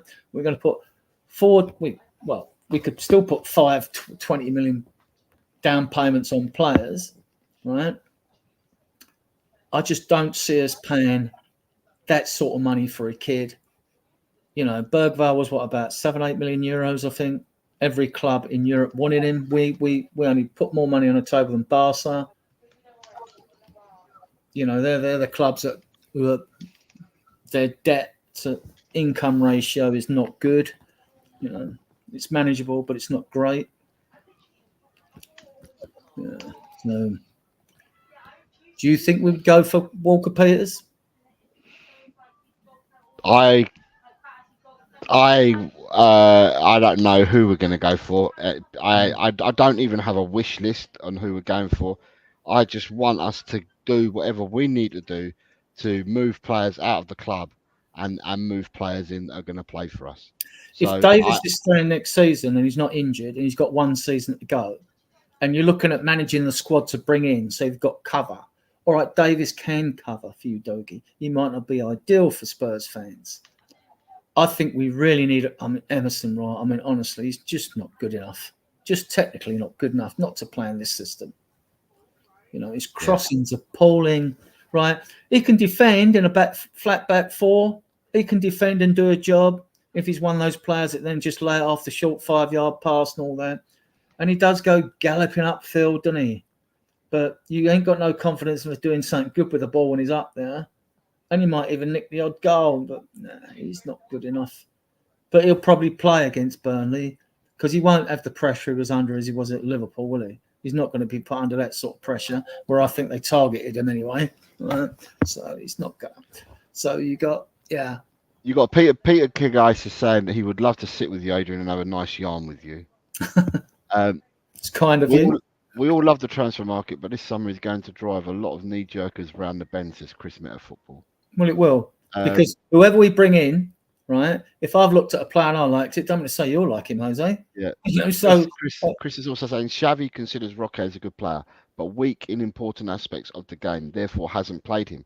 He was good in Brazil, but not amazing. But talent from there isn't like yesteryear. true. And we bought Veliz from Argentina as well. So, you know, at the end of the day, you are taking chances. That's what I was saying the other day, Chris. Brazilian players are not what they used to be. Stu saying to Danny, hi Danny, even the buses are never this late. In a hype says, not watched Bolton much, but the last game I like the look of Paris Maghoma, another ex-Spurs youth player. There seems to be a lot of Maghomers at the club. So there's definitely a family thing going on. This is going to be a wild summer, y'all. I've been saying it for a month. It's coming from Talking Beer. Danny, I've got your predictions. I've got everything. Meta Football saying, Bergvall used Barcelona as a decoy to get better wages. Sad but true, as he never saw himself getting ahead of the current players. In a hype says that Victor Roque would be interesting. And Pete Kagase is saying, hope this Bergvall can adapt quickly. I've watched about 3 or 4 different videos of him. He just looks good. He looks so skillful for his age, you know, and he is a unit, right?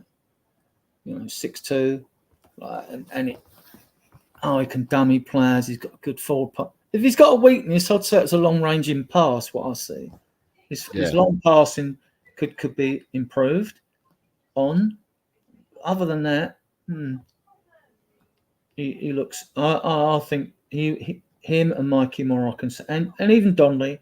I think this pre-season tour is going to be interesting. I know we've got to play Newcastle. Get these games over early, so as we can get back on the training ground with enough time for Ange to work this squad, because he will, you know. So we go Australia, don't we? I think we go to Korea again, Japan and Korea probably. They're quite close. So I don't know how many. I know we're playing a Japanese team and then playing a Korean.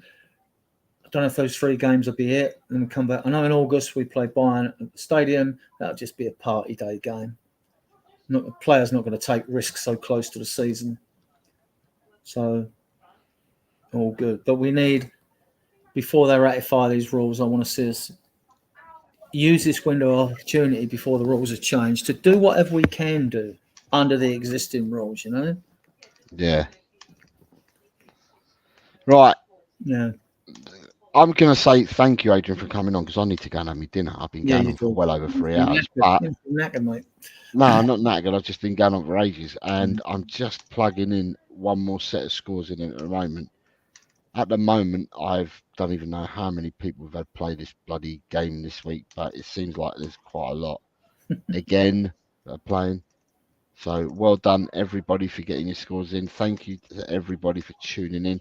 Thank you for everyone listening to us garble. Pick up the chat. Yeah, thank you to Adrian for coming on as well. Yeah. And explaining a few things. Only because I found it interesting when you texted me, mate, and I was doing a 2 and 4th with you, and I'll be very honest, I hate typing. I'd rather talk to someone. Typing gets on my nerves. I'm old school. I'd rather talk than type. So therefore, that's why I thought to myself, I'll get you on. I'm sorry it took so long, but we had to wait the predictions out of the way before getting you on. But thank you for coming on and having a chat with me, mate. It's much appreciated. Finish looks good on tapes, but time will tell. Same agent as Edison. Brazilian news are still a bit lightweight. Whatever happens, Ange will be chastised to no end by those who know more. Such a shame. Just one little thing to add to the transfer window. You'll get a lot of rumours.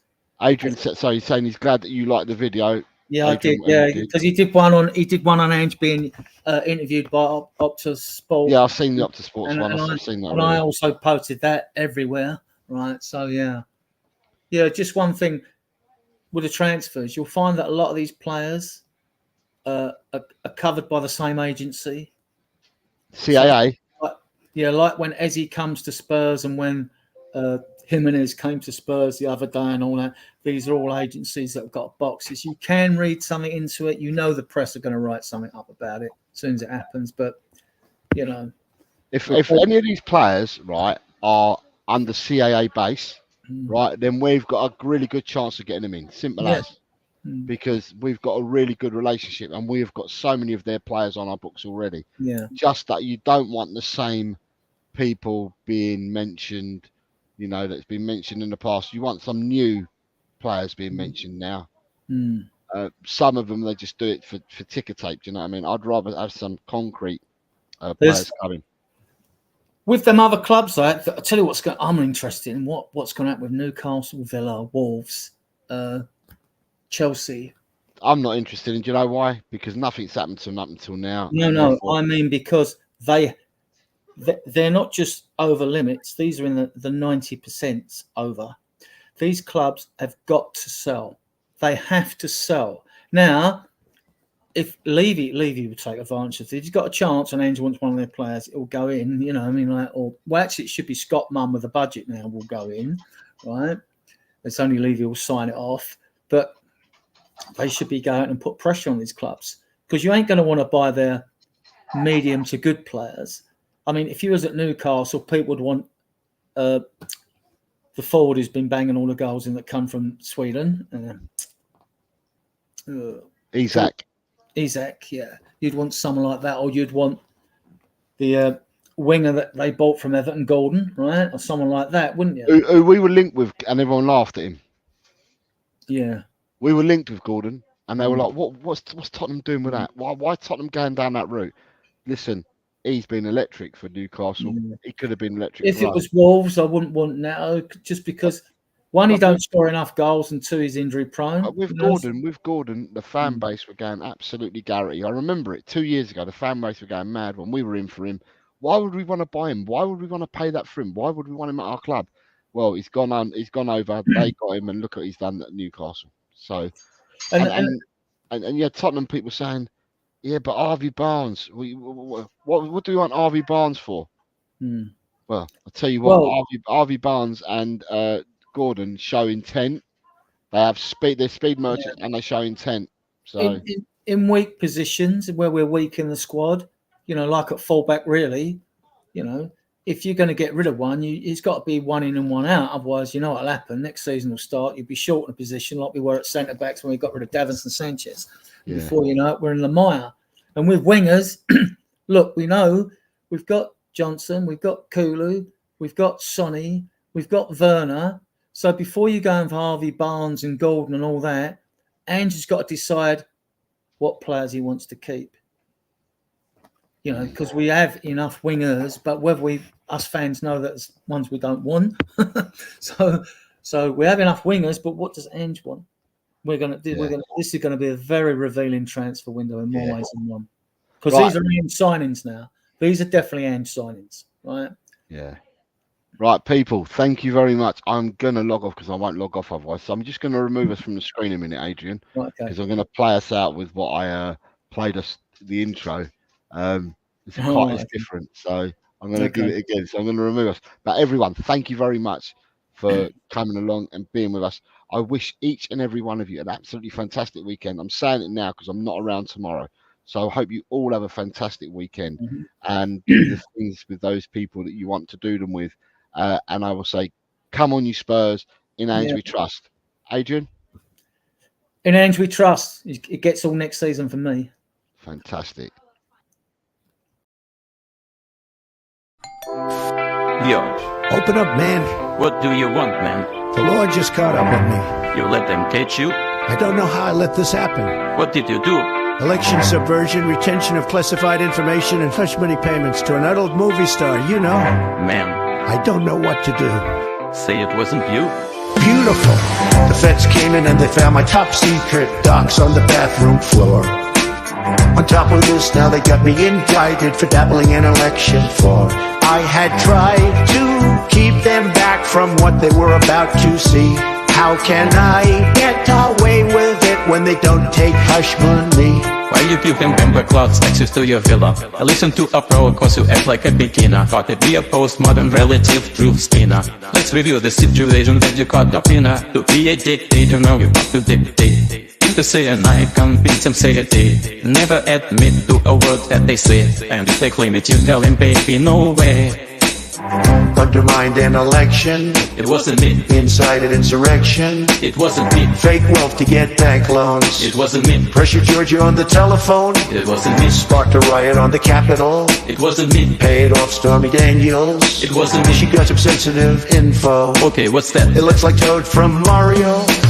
The feds came in and they found my top secret docs on the bathroom floor.